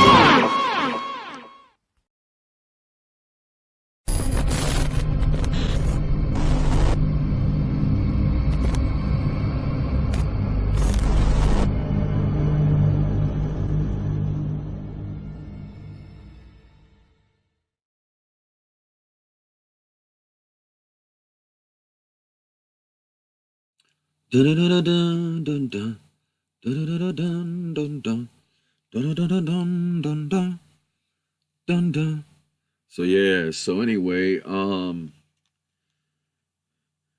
Warner Brothers, what are you doing? They don't do they know what they're doing?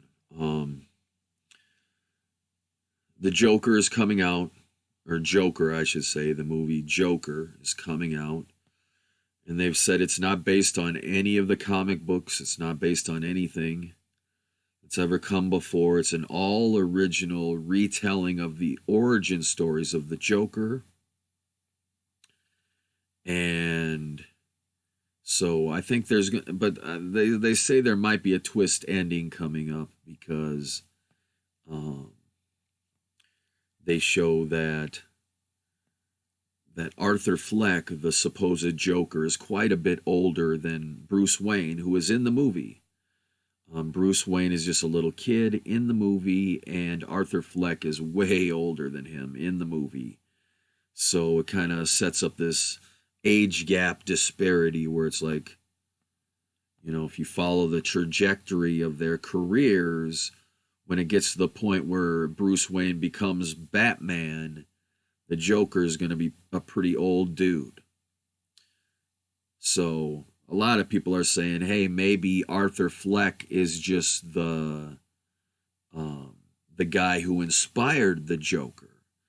That the Joker is a series of copycats who were all inspired by this original Joker. That this original Joker made such an impact on Gotham that he inspired a lineage of hand-me-downs, of copycats. That there was always, there wasn't just one Joker, maybe there's always two Jokers in the deck, you know? And this was the one that all the others were modeled after. And that the Joker that becomes the Joker that goes on to fight Batman will be influenced by Arthur Fleck's Joker in this movie. So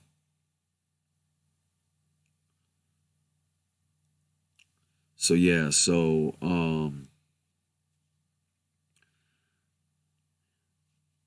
we'll see. I think Joker is going to be pretty interesting. You know, I like that.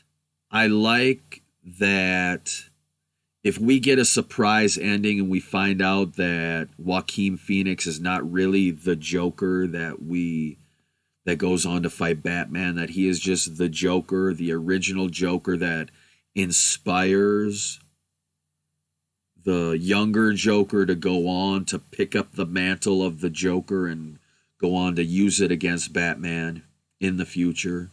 I like that. Because to me, one of the key components of the Joker character is the ambiguity of his origins. Which is why, as much as I love The Killing Joke, the comic book, I love the art style, I love everything about it, other than the fact that it goes a little too far into explaining the origins of the Joker in my taste. And that was my reservation about this new film, is that, you know, the mystique of the Joker is one of the most compelling aspects of the character.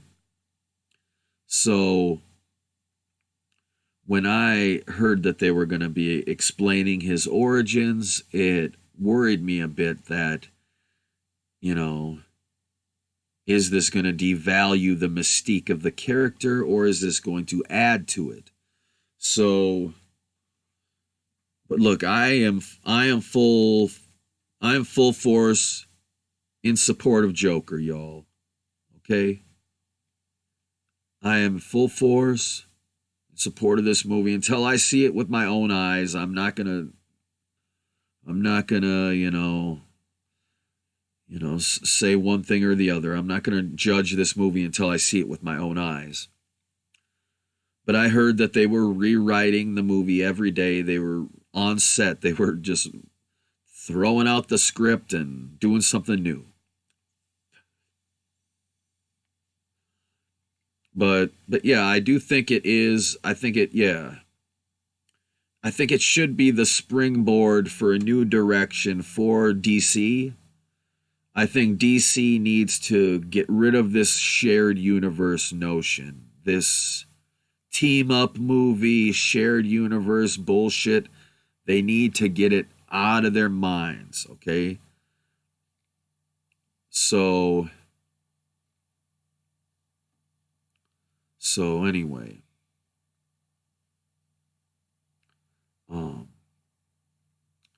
they need to get it out of their minds, okay? Because that is not what they need to be doing, all right?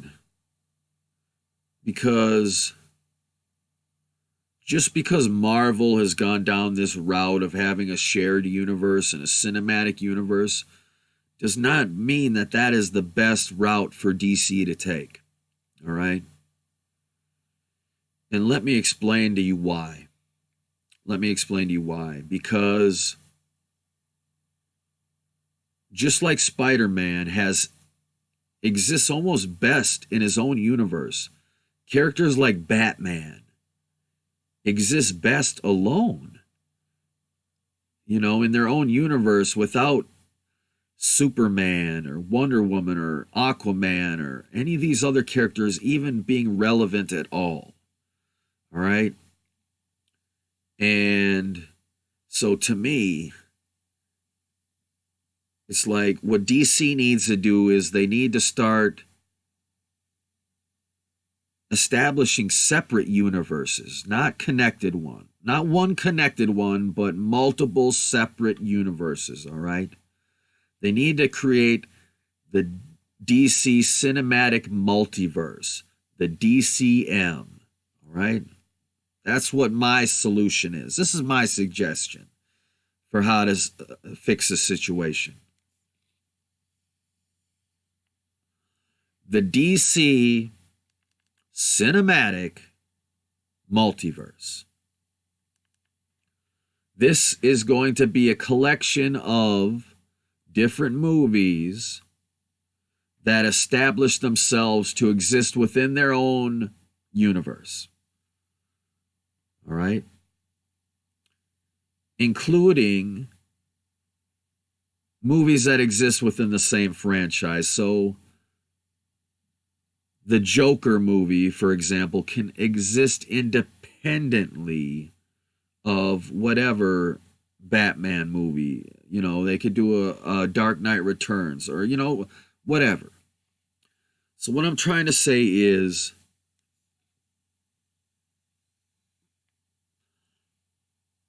establish Batman first. Cast Batman, establish him. Give us 3 or 4 good Batman solo movies first. Establish the fuck out of that character. All right? Do that first. All right? And then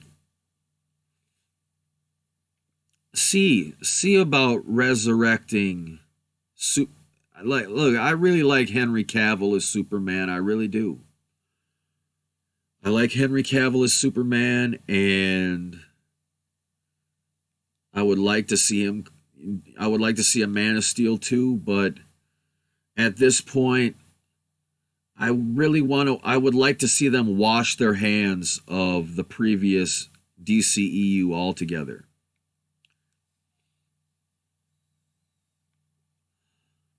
Okay? Let Justice League be an Elseworld story and put Aquaman in his own universe. Okay? Put Wonder Woman in her own universe. Okay? Don't make it a team up.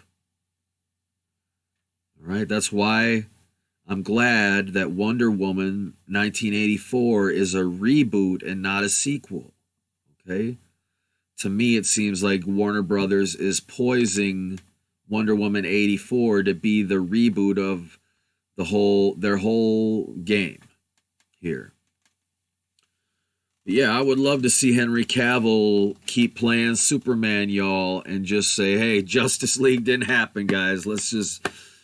And Batman v Superman and Justice League didn't happen. We're wiping them from canon, and we're doing Man of Steel 2, and, you know, because I want to see Cavill return as Superman, but I don't want to see a continuation of this shared universe, all right? So if we have to recast Superman, so be it. There's other actors out there that can pull it off, I'm sure. I'm sure there's someone else out there. But, you know, we already did Superman's origin. We already did it, okay? Which is why I have a pitch. You guys want to hear my pitch for an Elseworld Superman movie? Listen to this. Imagine a movie. Check this out. This is the plot of my movie. Brainiac and Lex Luthor team up. And Lex Luthor and Brainiac come up with a plan to time travel back in time and kill the Kent family before Superman lands. So Superman lands, little baby Superman lands fresh from Krypton, and instead of Ma and Pa Kent being there at the farmhouse to take them into him into their arms, it's Lex Luthor. Lex Luthor is there to take little young Kal-El into his arms.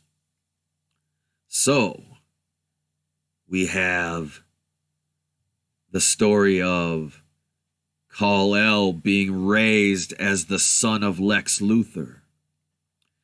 And what would happen if, instead of being raised to be a respectful, loving, kind young gentleman by Ma and Pa Kent, what would happen if Superman was raised by Lex Luthor? So I really want to play around with this. Because look, people get sick of Superman's squeaky clean demeanor, and he's such a do-gooder, and he's always going to do the right thing, and he's always a good guy. But in my movie, where he's being raised by Lex Luthor, I really want it to be a hero's journey, a struggle against the dark side, of a tale of what nature versus nurture. And, you know, it's kind of like Superman going through what Darth Vader went through, a kind of retelling of, you know, the Anakin Skywalker tale, but through Superman's visage. And so I want to explore what happens when you have a Superman who doesn't have the same morals as the other Superman, who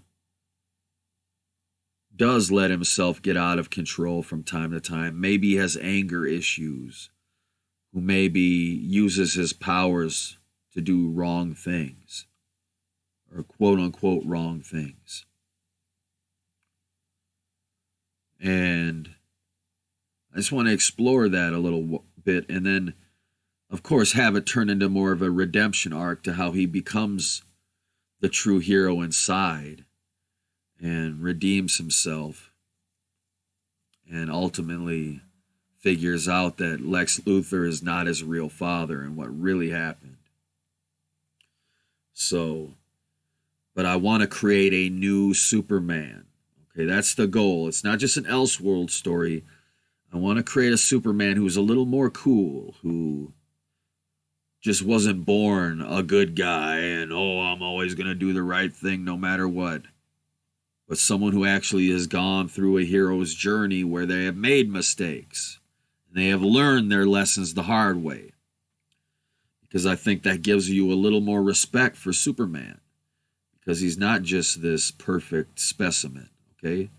Look, it's already enough that Superman has all these superpowers, okay? It's almost overkill to make him also a perfect moral human with no flaws also. Okay? Yeah. Yeah, I know, Brightburn. Here's the thing, Batman.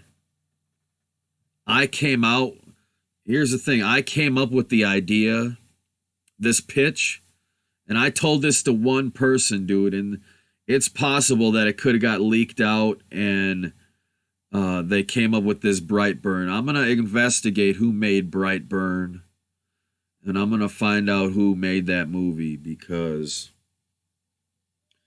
I did share this concept before with one person of this Elseworld story of what would happen if Superman was raised by Lex Luthor instead. And it's possible that the person I shared it with could have shared it with someone else, and it spiraled out of control into turning into Brightburn, and they basically ripped me off, cut me off. So I'm going to investigate the fuck out of that shit, because if that shit's the case, I'm going to be pissed. But yeah, but hey, I can only do so much, but yeah. So that's my fucking suggestion. Let Aquaman exist in his own universe, you know. And then after we've established, okay, we've got a Batman in his own universe, and we've got about 5 Batman movies under our belt, and we've got like 5 Superman movies in his own universe under our belt. Then we've got 5 Wonder Woman movies under our belt, and we've got 5 Flash movies under our belt. We've got 5 Shazam movies under our belt, all existing in their own universe, independent of each other. Then we do Crisis on Infinite Earth. Then we bring them together. Then we do the real Justice League. Boom. Crisis on Infinite Earth, then Justice League. So, if I were at Warner Brothers right now, I would be saying, we need to make Shazam 2. We need to make Shazam 2 like a motherfucker. And we need to make Flash. here's what I would do. If I was at Warner Brothers, I would go to Sam Raimi and I would say, please, I would beg Sam Raimi, please make a Flash movie.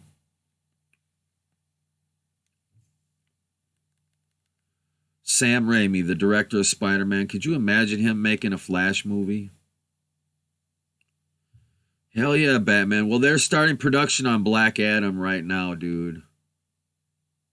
So hopefully, so maybe that's why Shazam 2 hasn't been announced yet, because they're going to make that the movie where he locks horns with Black Adam. But from what I hear, there might be a Black Adam 2 and a Shazam 2 before we ever even see the two of them butt heads. But anything can change at Warner Brothers at any moment. They really, which I don't blame them. You know, sometimes you have to play audibles, y'all. When you live in a world where the circumstances change every day, sometimes you got to change your fucking plans, y'all. Yeah, it's good to make plans 5, 10 years, 15 years out in advance, but every day shit changes, and yeah, sometimes in order to be successful, you have to pull audibles in the middle of the play and do some different shit. Oh, great. So, anyway, the moral of the story is,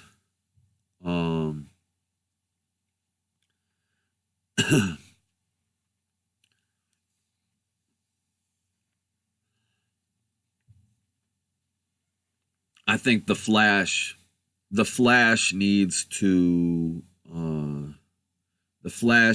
be DC's, where they put all their money into. Like, if they want to reboot a whole new start for DC, a whole new start, they need to start with the Flash. Get Sam Raimi to be in control of that shit. Like, sign Sam Raimi on to at least 3 films and get a star. All right, I you know, as much as I'd like to see What's His Nuts play the Flash again, great. Well, good old trolls coming into the chat and putting up spam messages onto my screen.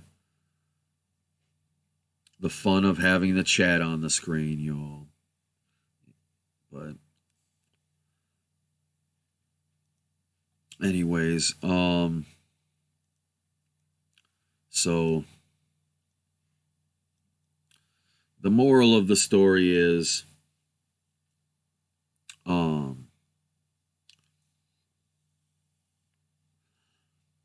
look, give the Flash 3 good movies and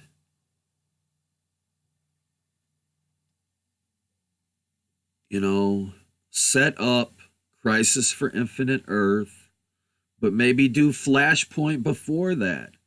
Do Flashpoint and then Crisis on Infinite Earths as a result of Flashpoint. Yeah, I know, trolls. Aren't they great? And I wonder where they come from. Brett Keane, it says. Wow. Gotta love those trolls, man. Anyway, so yeah. It's because of trolls that we can't have good things. It's because of them trolls that we can't have good things, guys. But yeah, anyway, so what do you guys think? Would you like seeing Sam Raimi do a Flash movie?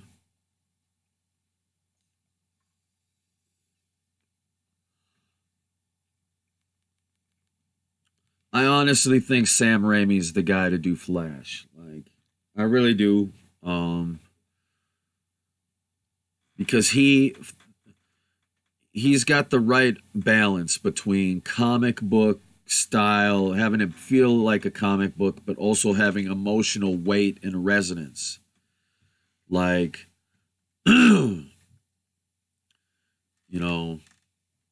So I think that would be a perfect fit. That's my suggestion, Warner Brothers. But yeah, other than that, that's my suggestion, y'all. That's how you fix the DCEU. That's how you fix it all.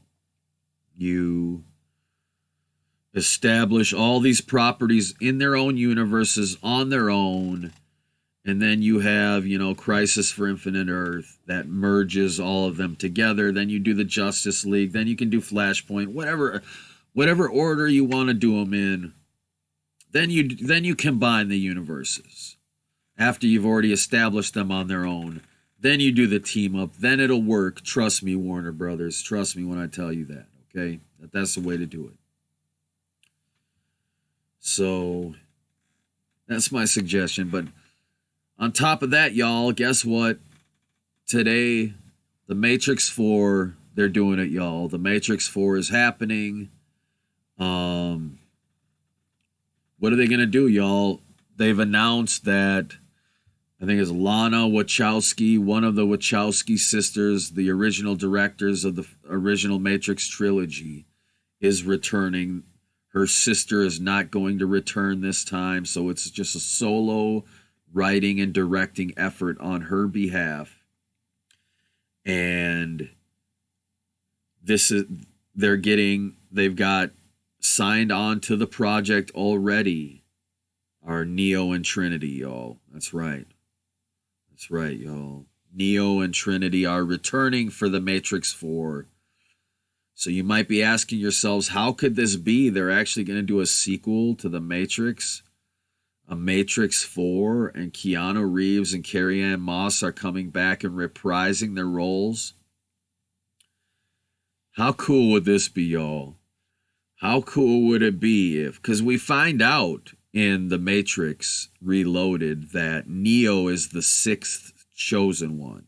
He's the sixth one from the sixth simulation of the Matrix.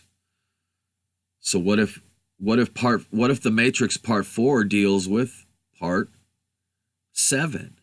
Lucky number 7, Neo number 7.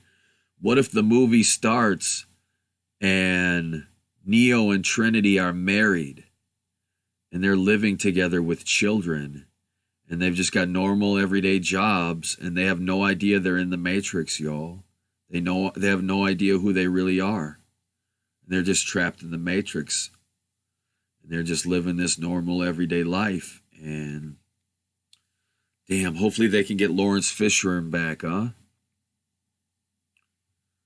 Ooh, it would be great. This is what would be cool. Fuck getting Lawrence Fishburne back. Let's get a young Lawrence Fishburne. Let's recast Morpheus, y'all, and have a young Morpheus. So you think it's a sequel to The Matrix, but really it's a prequel, y'all. You think, holy shit, this is taking place after the events of The Matrix Reloaded. But then you find out that it's taking place before the events of the first fucking Matrix. That's the surprise twist at the end. You think it's The Matrix 4, but really it's The Matrix 0, motherfuckers. You got this character that you don't know it's Morpheus, right? And he's like trying to tell these motherfuckers, hey, you're in a simulation. You're really in a fucking computer program. And they're like, no, dude, what are you talking about? Then you find out later that that's a young Morpheus, y'all, and that it's a prequel. It's a prequel to the fucking Matrix. That would be dope. What do you guys think, huh? Are you excited for a Matrix Part 4? I hope it's less about action movie and more about the truth about reality. I would rather have The Matrix 4 be a trippy ass movie that when people go to see this movie, it blows their minds and it opens up them to the truth about reality. That's what I want from The Matrix 4. I don't want a bunch of action scenes and a bunch of crazy action and a bunch of crazy shit.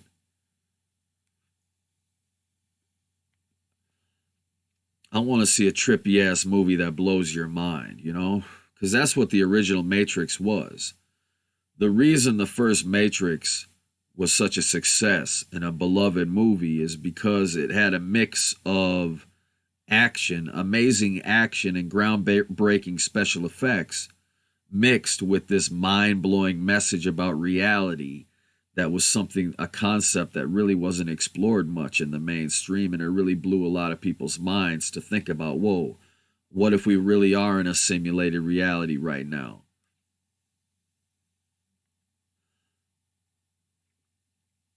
So it was a perfect mix of that, and the sequels tried to be that on steroids, but it became too much. It became too much. Like, it was overkill in both directions. It was overkill on the action, and it was overkill on the philosophy. So it weighed audiences down, and it wasn't as palatable as the original movie, okay? Because the mix wasn't there, all right?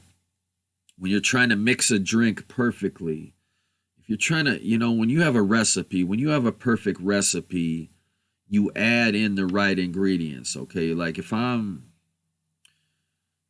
trying to make some macaroni, you know, if I got a noodle side dinner and I got the directions on the back and it's like 1 cup of milk, 1 cup of water, and a half a tablespoon of butter. That's the ingredients for the meal, right?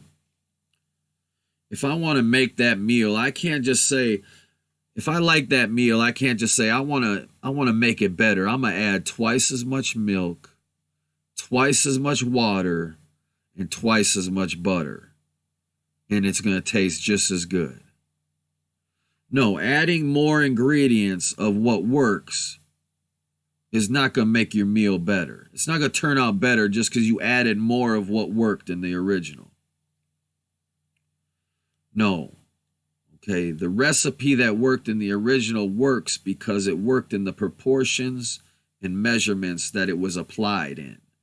It worked because it had 1 cup of milk and 1 cup of water.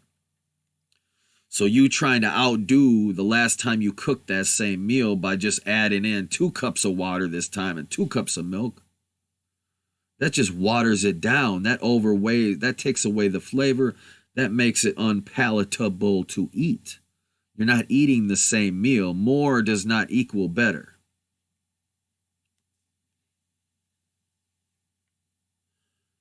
So that is why people did not like The Matrix Part 2 and 3 as much as the original. I like them all. But yeah. So let's hope Part 4 is going to take things in a more philosophical direction and have some good action too, but have a good balance of both and really toy with our expectations and toy with what's going on. Don't let the audience know what's going on. Take us back to when before The Matrix came out, before we knew what was really going on. And give us a movie where the audience doesn't know what's going on, where all of a sudden Carrie-Anne Moss and Keanu Reeves are like a married couple and you don't know what's going on and you're like, this is The Matrix 4? What the hell is going on here? And then all this crazy shit starts popping off in their lives and they realize that there's something going on in reality, that, you know, something's wrong with reality here. And they start realizing they're in a simulation. To me, that's a compelling movie. That's where Matrix 4 needs to go. So, you know, hey, I'm an eternal optimist, so I'm not going to be pessimistic about this recent announcement of The Matrix 4. Right? A lot of people are like, what? How could they do this? How could they possibly fucking make a sequel to The Matrix and have Neo and Trinity returning? And I just fucking explained to you how they can do it, okay? They can fucking... This is the new Matrix, and Neo's back, Trinity's back, but they're reincarnated, so they have no idea that the real world exists. They have no idea they're in a simulation. Okay? So this is a new timeline, a new Matrix, but the same people trapped within it. And now it's time for them to rediscover the truth nature of their reality.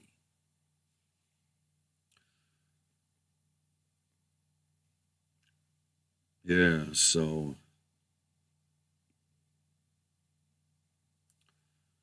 that's the Matrix 4 I want to see. I want it to open up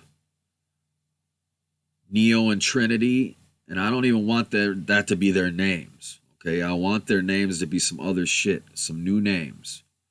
They're gonna have some new names, but it's gonna be Keanu Reeves and Carrie-Anne Moss. They're married, they got a family, they're going to their everyday jobs, and all of a sudden they start realizing that there's something wrong with this reality.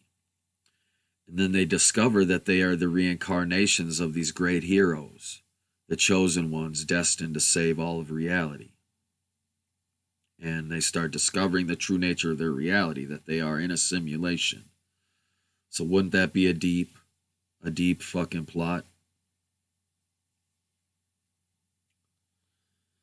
Because back in the day, you know, they were talking about doing a Matrix prequel with a young Morpheus, and I thought, wow, that would be a cool idea. I like that, you know, like telling the story of how a young Morpheus discovered on his own, without anybody's help, that he lived inside the Matrix. How he discovered on his own that he lived in a simulated reality just by observing shit around him, just by testing the waters.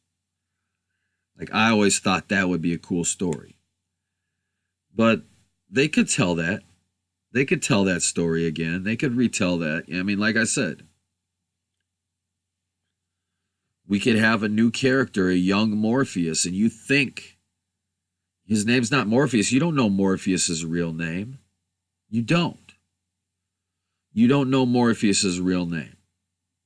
You just know his code name, Morpheus. So, in The Matrix 4, we got Keanu Reeves, Carrie-Anne Moss. They're playing Neo, the reincarnations of Neo and Trinity. What if there's a young Morpheus involved too, y'all? And he's the one who finds out, hey, guess what? We're in a simulation.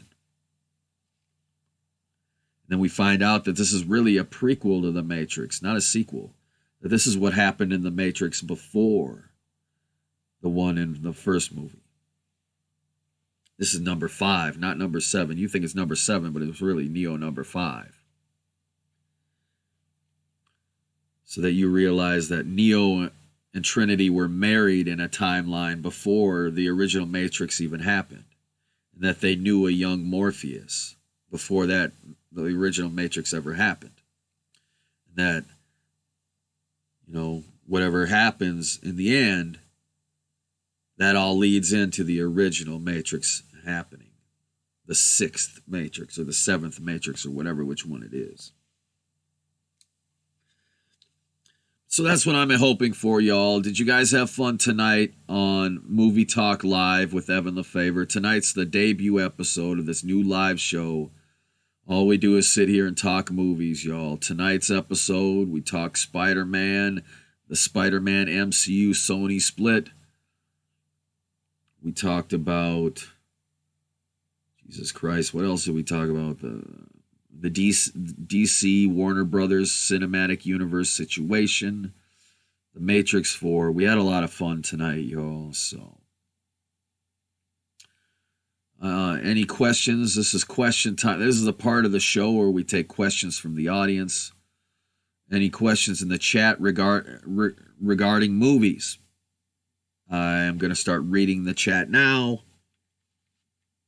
If you have any movie-based questions, I will consider answering them. Also, I will give priority to Streamlabs. There's a link in the description for Streamlabs.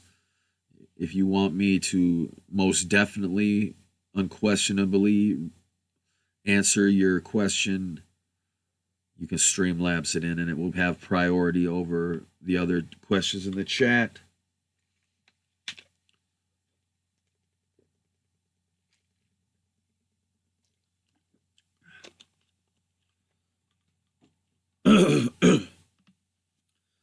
Yeah, any movie related questions, guys.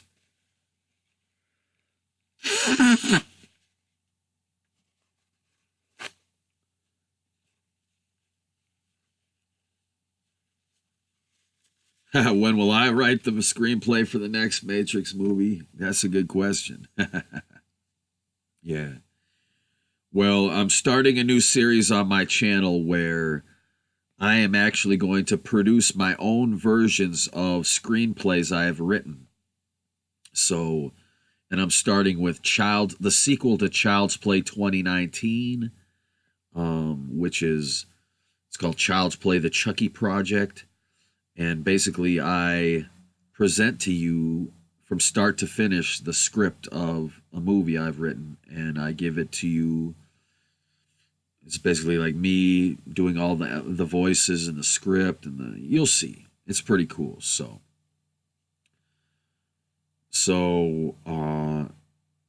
I just might make my own Matrix 4 and release it to all of you on YouTube for free in this format.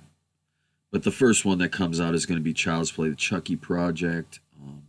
And I have a few others too that you're really going to enjoy, including but not limited to Goonies 2, Back to the Future 4,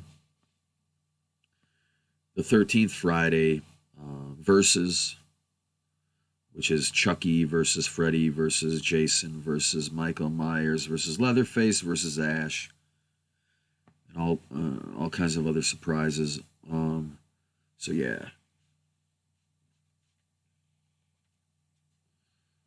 Yeah, so sometime in the future, Humboldt, Hipneck, I will be piecing together a cool Matrix movie script, depending on what the Matrix 4 actually ends up being about.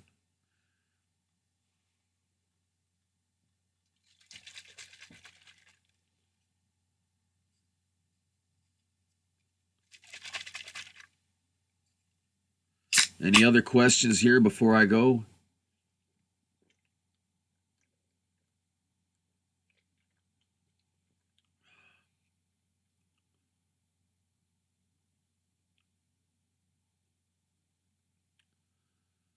Because unfortunately, it looks like MGM has no interest in pursuing all the trouble they would have to go through to make a sequel to Child's Play 2019. No matter how good of a script I come up with, it was actually a legal nightmare for them to produce a remake of Child's Play in the first place. They actually had to spend a lot of money on lawyers to scrutinize everything about the production and go over everything with a fine-tooth comb. And not only do that, but analyze everything that's ever happened in all the Chucky movies made by Universal and make sure that MGM's Child's Play was not doing anything similar to anything that happens in any of the other Chucky movies. So it costs so much money, and lawyers are not cheap.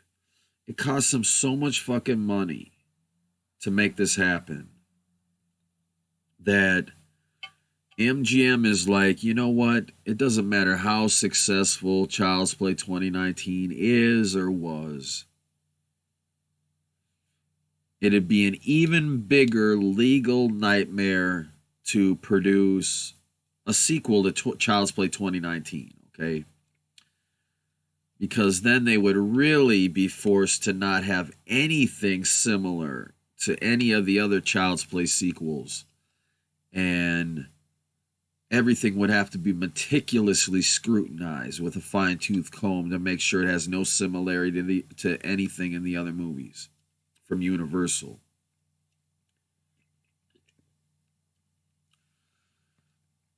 What do I think should be done with the X-Men franchise? Good question. I think that they should hire Guillermo del Toro, who did the Hellboy and Hellboy 2, and Pan's Labyrinth and Shape of Water and all those movies.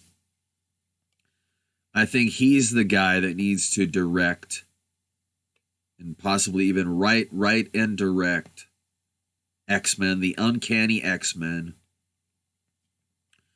He has a penchant for having a team-up movie. He's good at making these superhero team-up movies with a ragtag group of oddball characters and bringing them together and finding that synergy. He's good at that. Guillermo del Toro's great at that. And he's also good at making a movie that's colorful and dark at the same time. Because if you look at the first two Hellboy movies, they're very colorful movies, yet the tone of the movie is still very dark and can be very serious at times. And I think what we need is an X-Men movie that is comics accurate. Because let's face it, as much as I have enjoyed what Fox did with with X-Men, there are moments where I really liked a lot of things they did. Like Logan was great. And at the time, I did have fun with the original X-Men trilogy, and X-Men Days of Future Past has its moments, and even X-Men Apocalypse, it has its moments. Never saw Dark Phoenix. I cannot bring myself to see that movie. Disney was a fool for releasing that movie. They should have put it right on Disney Plus and made it a Disney Plus exclusive. It would have been a great fucking way to pad the package, but whatever. That's beside the point. That's a story for another day. But let's be honest. Fox never translated X-Men justifiably. They never did X-Men justice. Okay, they bastardized the X-Men franchise. They really did bastardize the X-Men franchise. And so we need a comic books accurate version of the Uncanny X-Men. We need bright costumes. We need the fucking bright blue and yellow costumes, but it needs to look cool. Right? It needs to look just like the fucking comics, but it needs to look cool. It can be done right, and it doesn't need to look cheesy. And if someone can pull off a colorful look, but still maintain a dark tone, it would be Guillermo del Toro. So, I would introduce a few of the X-Men in other people's movies. And because I toyed around with the idea of, well, maybe they should do some X-Men solo movies first and then do the team-up movie like they did with Avengers and really kind of just pad it out, because why rush into it, Why rush into X-Men? But then you realize that, X-Men is really about the synergy of the team. It really is about the team and not just the individuals themselves in the team. And I think, but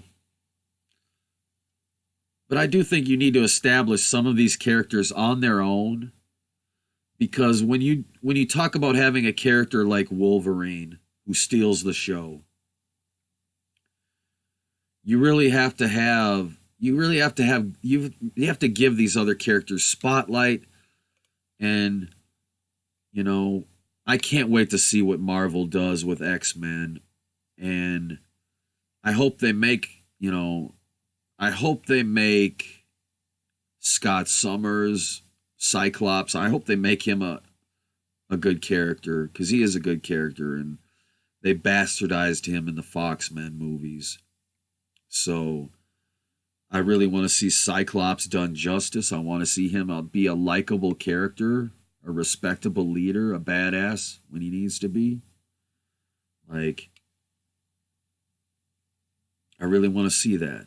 And because, Cyclops, spoiler alert, the original X-Men needs to be the pillar of the Uncanny X-Men introduction into the MCU. Cyclops needs to be the guy you love, not the guy you hate. He needs to be the guy you love. If anything, Wolverine needs to be the guy you hate, but you secretly root for. Okay? But the way Fox portrayed it, they made Cyclops the guy you hate and Wolverine the guy you love.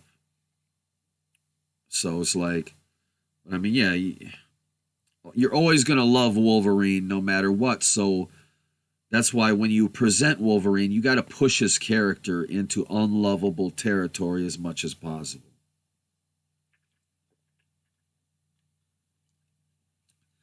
Because he's the one who can withstand it. Wolverine is like his character. Wolverine has the healing ability, so he can withstand from any punishment. He can take any damage. Okay? And just like his character, you don't have to make Wolverine the likable guy. You can make him the most dislikable guy in the movie, and he's still going to be likable.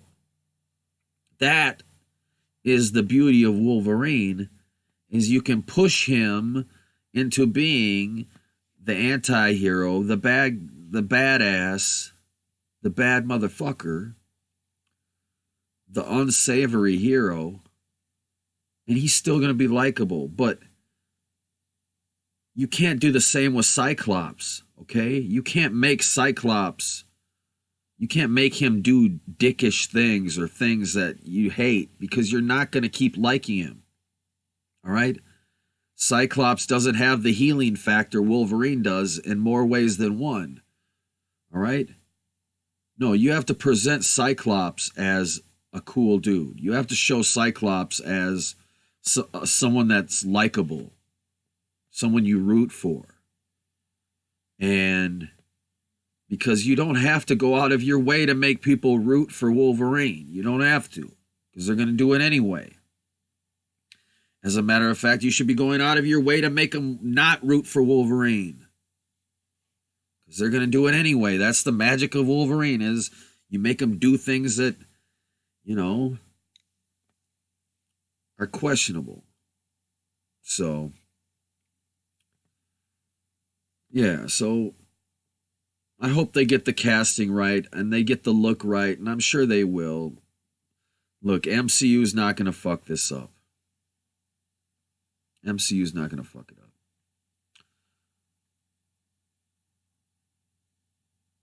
Yeah, I know, pop culture video media. Please go back after this episode is done, or even now, rewind back all the way to the beginning of this, because I cover everything about the Sony Spider-Man deal with Marvel. I go through all of it in a fine detail. You're going to love it. We really go over it all. Oh, thanks, Humboldt Hipneck. Maybe someday I will be collaborating with some of these major movie studios so that some of my ideas can start making them money. Because I am actually starting a new genre of business called a freelance idea man. So basically what I do is I go around to all these different companies and I let them hire me to produce certain projects for them as an independent contractor. And then, you know, they just do what I say. They let me have some control over their properties, and I give them success of billions of dollars. And then I move on to the next company and help them. So, yeah.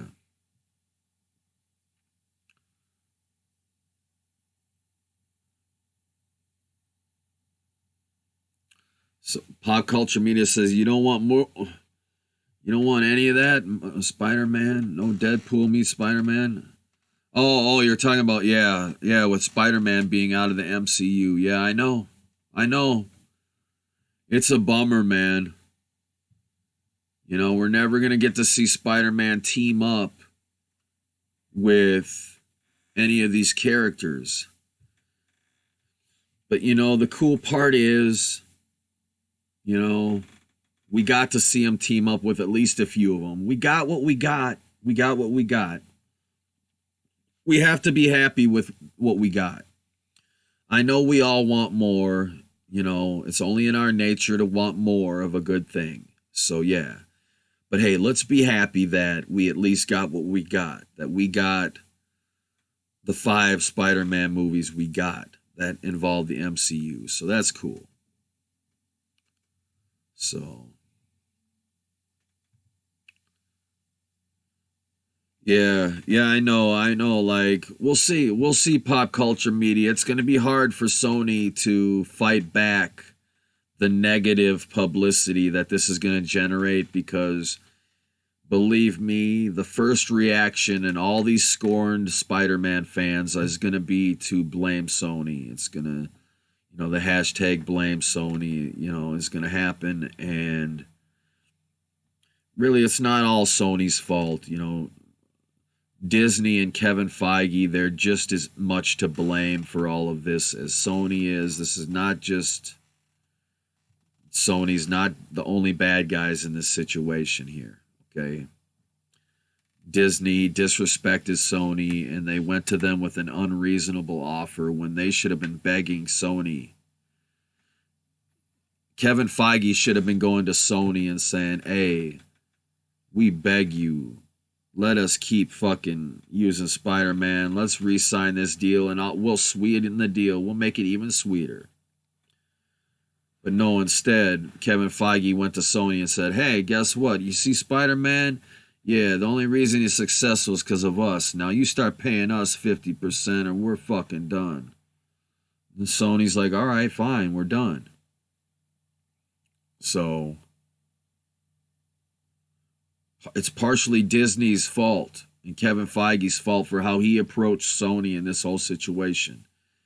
The offer this offer they made to Sony was a slap in the face to Sony. And so it's like, you can't just blame Sony and say, oh, Sony, it's your fault. Why did you do this to us? It's like, wow, Disney, why did you do this to us? Why did you go demanding 50% all of a sudden? Like, Sony's not going to go for that shit. You should know Sony's not going to go for that shit. Especially after Spider-Man just made the most money it's ever made for their studio ever. Like, come on now, dude. So this is not Sony's fault. And it's, both parties are partially to blame for this. All right, so we can't just go around attacking Sony and blaming Sony on this whole ordeal. But pop culture media, if you would have went back 10 years ago and said, hey, man, maybe someday Disney will own X-Men and Fantastic Four, people would have said, you're fucking crazy. We'll never see it happen. We'll never see Wolverine and Iron Man on screen at the same time, or what have you. We'll never see it. But now it's going to happen. So you never know what's going to happen in the future. Sony might be, Marvel might say, oh shit, let's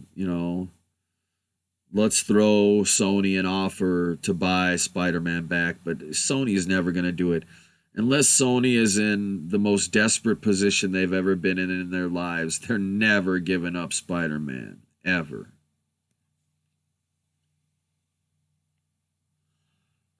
Okay? Trust me. It's not going to happen. So while it is sad that this means, we're probably not going to see Wolverine and Spider-Man, or Daredevil and Spider-Man, or Deadpool and Spider-Man, or Spider-Man and Fantastic Four, or Spider-Man and the Hulk. Yeah, Spider-Man and the Young Avengers. Yeah, we're not going to see that. It's a bummer. And that's what this stream has been about, mourning the loss of what could have been, y'all. And processing all of this and kind of coming to terms with it and saying, okay, this is how we're going to move forward from this, and kind of grieve together.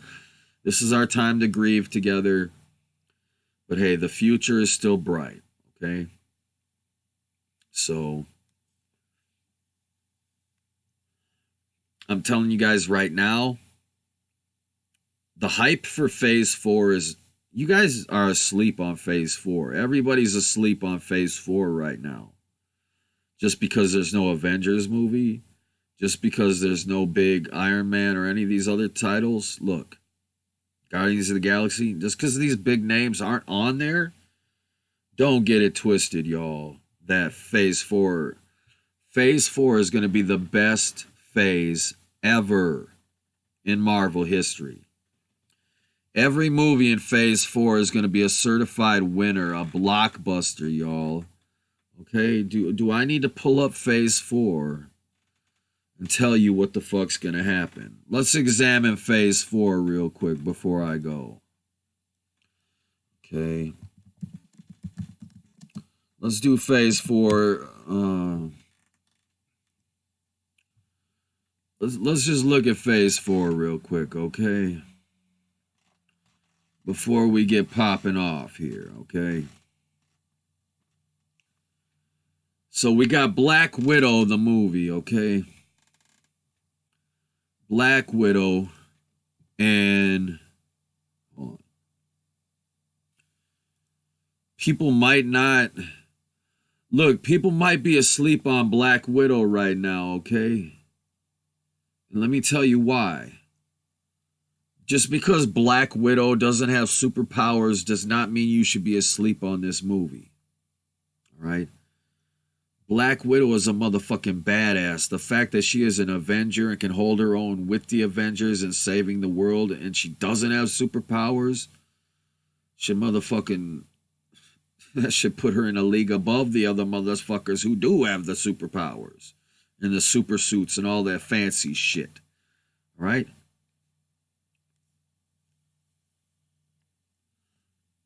So when you see Black Widow and you see Taskmaster, when you see Taskmaster and you see the fighting and the combat in this movie and the intrigue, and you finally get to see what her and Hawkeye were always talking about in Avengers, that shit, you know, that shit, let me see here. That shit's going to be awesome, all right? But they're leading with Black Widow because, I mean, look, let me tell you, okay, Black Widow, you want to do a female James Bond movie, motherfuckers. You want to do a female 007. Watch Kevin Feige do it right with Black Widow, okay? Take motherfucking notes on how to do it right because Black Widow's about to show you, all right? So don't be asleep on Black Widow, all right? Because what they did with Captain America Winter Soldier, everybody was asleep on that too until they saw it. And then they're like, holy shit, what is this? I didn't expect it to be like this. People didn't expect Captain America Winter Soldier to be as good as it was. And then it blew people away. Black Widow is going to do the same thing, y'all. Black Widow is the Winter Soldier of her franchise, and it's going to start things out on the right path. All right? And I hope we get more Black Widow movies in the future, but as long as they make this one good, that's good. And then next up, y'all, wait a minute. Is Falcon and Winter Soldier on Disney Plus, whatever.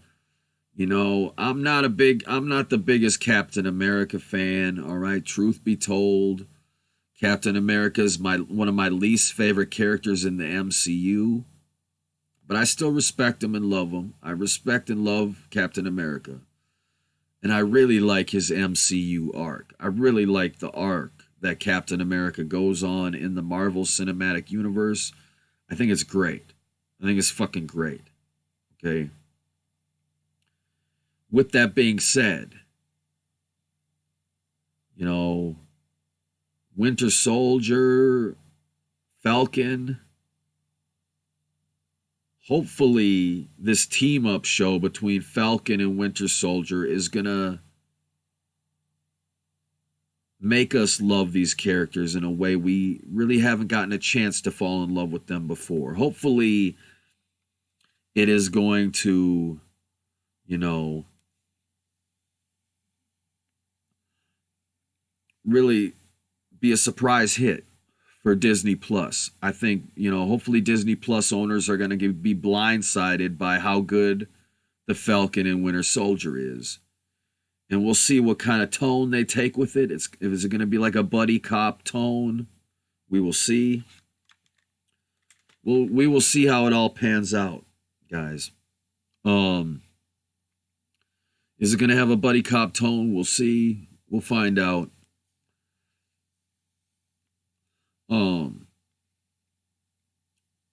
But it's like, they're interesting characters. The Falcon's a good character. Winter Soldier's an interesting character. Let's see where we can take these characters together. I don't think Marvel's going to disappoint, y'all. They're taking this shit seriously. But they can only do so much. They can only get so edgy on Disney Plus, so that worries me. That worries me a bit that they can only get so edgy on Disney Plus. But here comes the surprise hit, guys. I'm calling it right now. The Eternals is going to be the biggest hit of the MCU ever. When Eternals hits, everybody's going to be blown away. It is going to be a bigger hit than Guardians of the Galaxy. When you see this movie, when you see the Eternals and they fucking... You guys don't understand how amazing these characters in this movie are and how they explain the backstory of the Marvel Cinematic Universe and how shit is all popping off. And it's going to set the stage for the X-Men and the mutant gene to exist. All of that starts in the Eternals, y'all. The Eternals is great, y'all. You guys know what the Eternals is about? That the gods, all the ancient gods you think are just mythical gods are real and they're hiding amongst us and they're superheroes. They were the world's first superheroes. Dude, I'm a character in this fucking story, legitimately. In the Eternals. When you see what happens in this movie, you guys are gonna fall in love with the Eternals, okay? It's just gonna happen. The way people fell in love with Guardians of the Galaxy out of nowhere, like they're even gonna fall in bigger love with the Eternals. Because the Eternals, it's not only gonna scratch that superhero itch, but it's gonna scratch that fantasy vibe too. And you guys are gonna be flipping your shit. Like nobody knows about it now, but believe me, November of 2020, everybody's gonna be screaming about Eternals and how fucking it's taken the world by storm. Because word of mouth, it's just like Guardians of the Galaxy, word of mouth is gonna spread like wildfire that Eternals is the best thing since sliced bread, the biggest hit in Marvel's history. And it's going to set everything up, and there's some great characters coming, y'all. Get ready. Get ready, y'all. Thor ain't the only god up on the scene. That's all I'm going to say. And then you think they're asleep. Shang-Chi, or as I like to call it, Shang-Chi. Shang-Chi is going to be amazing, y'all. You want to talk about a hero's journey. You want to talk about an epic action movie. And the fact that they have Jackie Chan signed on now, like that, when I heard that Shang-Chi was happening, or Shang-Chi, when I heard that was happening, I was like, man,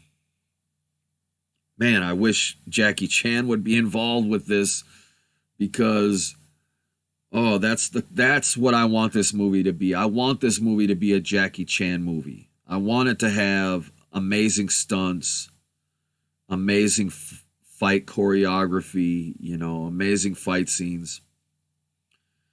But I mean, that's stereotypical. You think of it being a martial arts movie, and hopefully it will scratch that itch.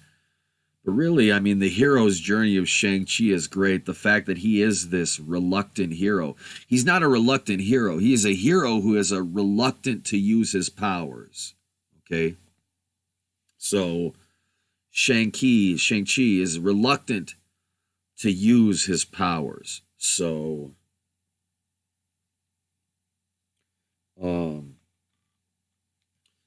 people will push him and push him and push him and push him and push him and push him, and he won't use his powers. It's like the very, very last resort. So that's going to be great. WandaVision, spring of 2021. I think that when WandaVision hits, hopefully we're going to start having some justice to Scarlet Witch's character, because Scarlet Witch, ever since she made her debut in Avengers Age of Ultron, all she does is stand around and flail her hands around and do superpowers and shit. It wasn't until Avengers Infinity War when she actually had a couple lines of dialogue with Vision where all of a sudden we're thrown headfirst into this relationship she has with him, and we're supposed to care all of a sudden when there's been given no screen time to these characters to develop them at all. It's like Scarlet Witch is one of the most badass, awesome characters in the history of comic books, guys. All right? And people treat the Marvel Cinematic Universe like it's so perfect and they can do no wrong and everything they do is perfect. I don't think they've done Scarlet Witch justice. So to me, it's like, okay, let's give them a chance to do Scarlet Witch justice. Let's give them a chance to finally give us the Scarlet Witch, the complexity of this character.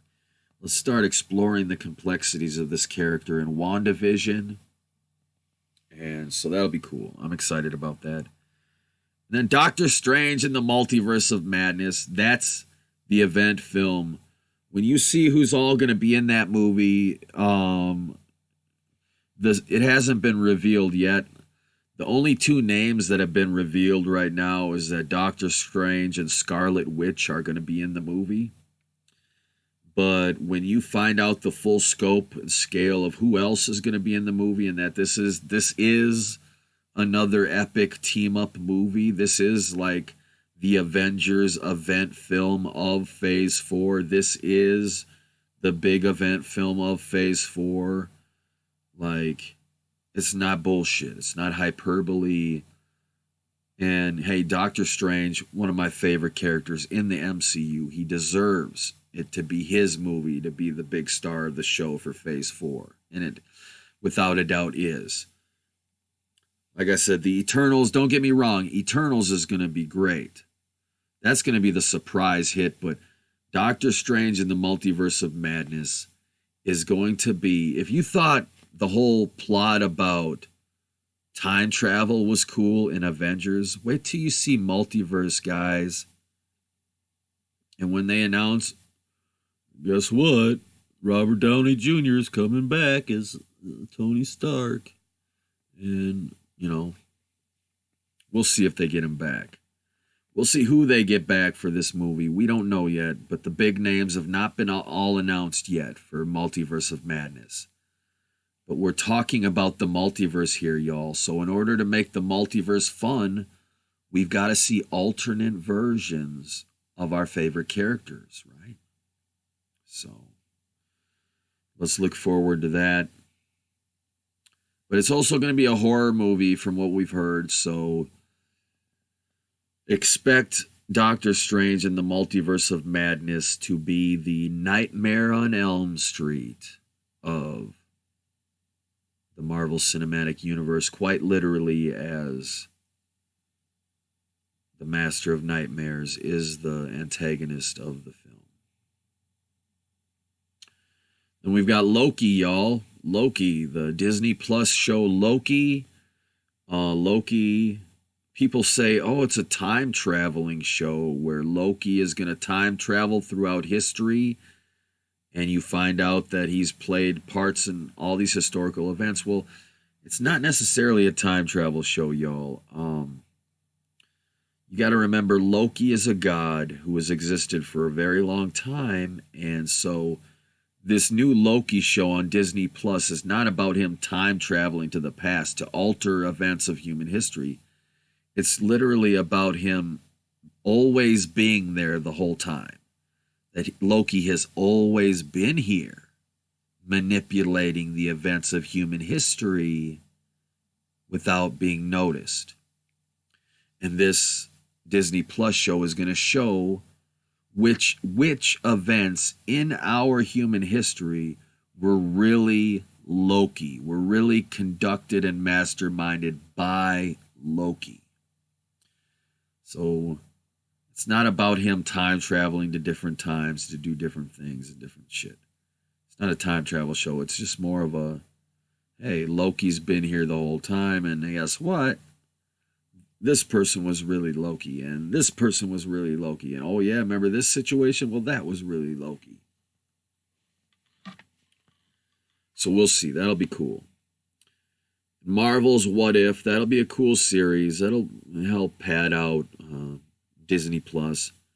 Hawkeye, I really hope Hawkeye is what is setting the stage for Young Avengers.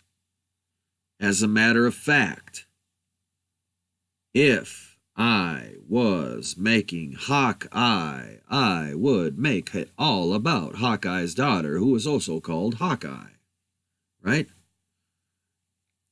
Hawkeye should be about Hawkeye's daughter named Hawkeye, who becomes Hawkeye in Young Avengers. And we should introduce Iron Lad.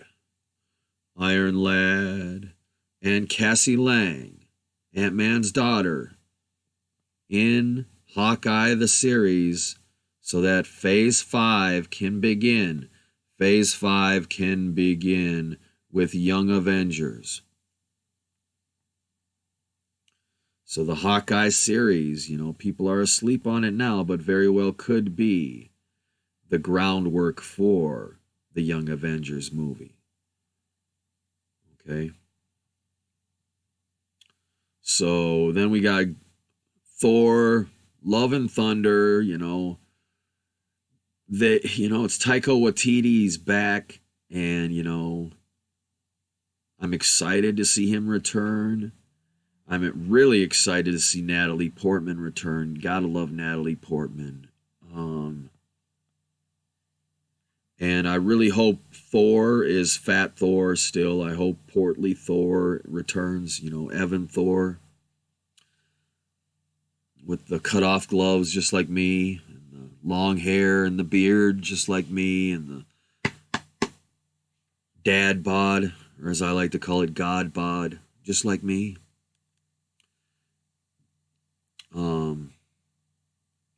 I hope Thor returns in the way we saw him in Avengers Endgame. I hope he hasn't been wasting his time doing sit-ups and shit between Avengers Endgame and Thor Love and Thunder. Hopefully, if he does attempt to regain the love of Jane Foster, he does so as a fat man and not getting into the gym just so he can impress her with his physique.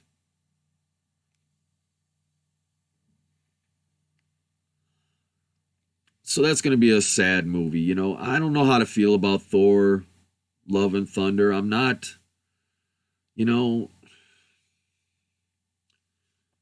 whole story of Jane Foster becoming Thor is a fucking dark story. It's a dark story. And Taika Waititi is known for telling very vivid, colorful, bright stories. He's not... Thor Ragnarok really didn't strike me as a dark-toned movie at all, even though there was some dark shit that happened with Hela and shit. really didn't hit me as a dark movie, but the events, if you know what happens in the comic books regarding Jane Foster becoming Thor and everything that surrounds that, it's like, I don't want to get into too many spoilers, but it's like, well, if she becomes Thor, what happens to the original Thor? Well, bye-bye Thor. So that's depressing. And then if they follow the comic books, Jane Foster actually has cancer and she gets sick. But then she picks up the hammer and becomes Thor. She becomes empowered with the powers of Thor. And then she's cured of her cancer momentarily while she's Thor. Then as soon as she's done being Thor, she goes back to being sick again. So it's kind of a dark story. So I don't know how Waititi's gonna approach this.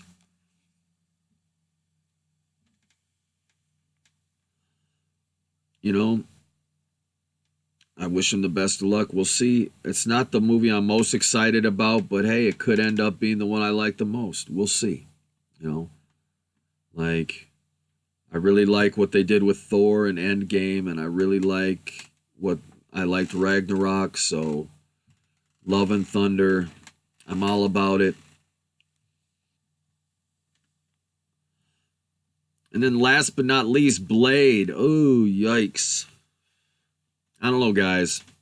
I don't know how I feel about Blade. Of all the properties to integrate into the Marvel Cinematic Universe, Blade is the one I was most apprehensive about, because as much as I love the character of Blade, the concept of integrating the existence of vampires into the Marvel Cinematic Universe, it's kind of a stretch. It takes things into a more supernatural kind of, it just affects everything. And that's fine, you know, we'll see.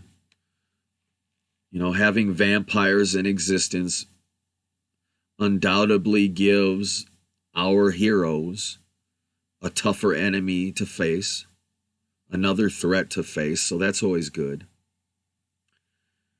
But I just don't want it to turn the entire MCU into a vampire movie, you know. But I think Blade is an awesome character. He's a badass character, and from what I hear, Wesley Snipes is actually being cast as Dracula, which would be cool if Blade took place in Europe and you find out that Blade is the son of Dracula and Wesley Snipes is Dracula. Shit like that. You know, fuck around a little bit with the story of Blade for the MCU if you're going to bring him in, you know? So anyways, guys, that's Phase 4. We talked about Phase 5, what needs to happen. Hopefully Kevin Feige will curtail this horrible news about losing Spider-Man in the MCU with the announcement of Phase 5, and hopefully they'll throw Deadpool into Phase 4 and say, hey guys, we're doing Deadpool. He's teaming up with the Hulk. We'll call it Deadpool and the Hulk Save the Universe. You know? And save the multiverse. Deadpool and the Hulk Save the Multiverse. Whatever. I want that Deadpool Hulk team up movie, man. You got to do something with the Hulk. You can't just, you know, you got to get Ruffalo back, man. And throw him in with Deadpool. That's where we need him. So, anyways, guys, this has been a 3-hour epic long motherfucking episode of Movie Talk with Evan Lefavor. I want to thank you all for tuning in. We'll do this show from time to time when there's appropriate news to talk about. I'm not going to promise it on any kind of regular basis, but we will do this show, Movie Talk with Evan Lefavor, live, where we talk movies, y'all.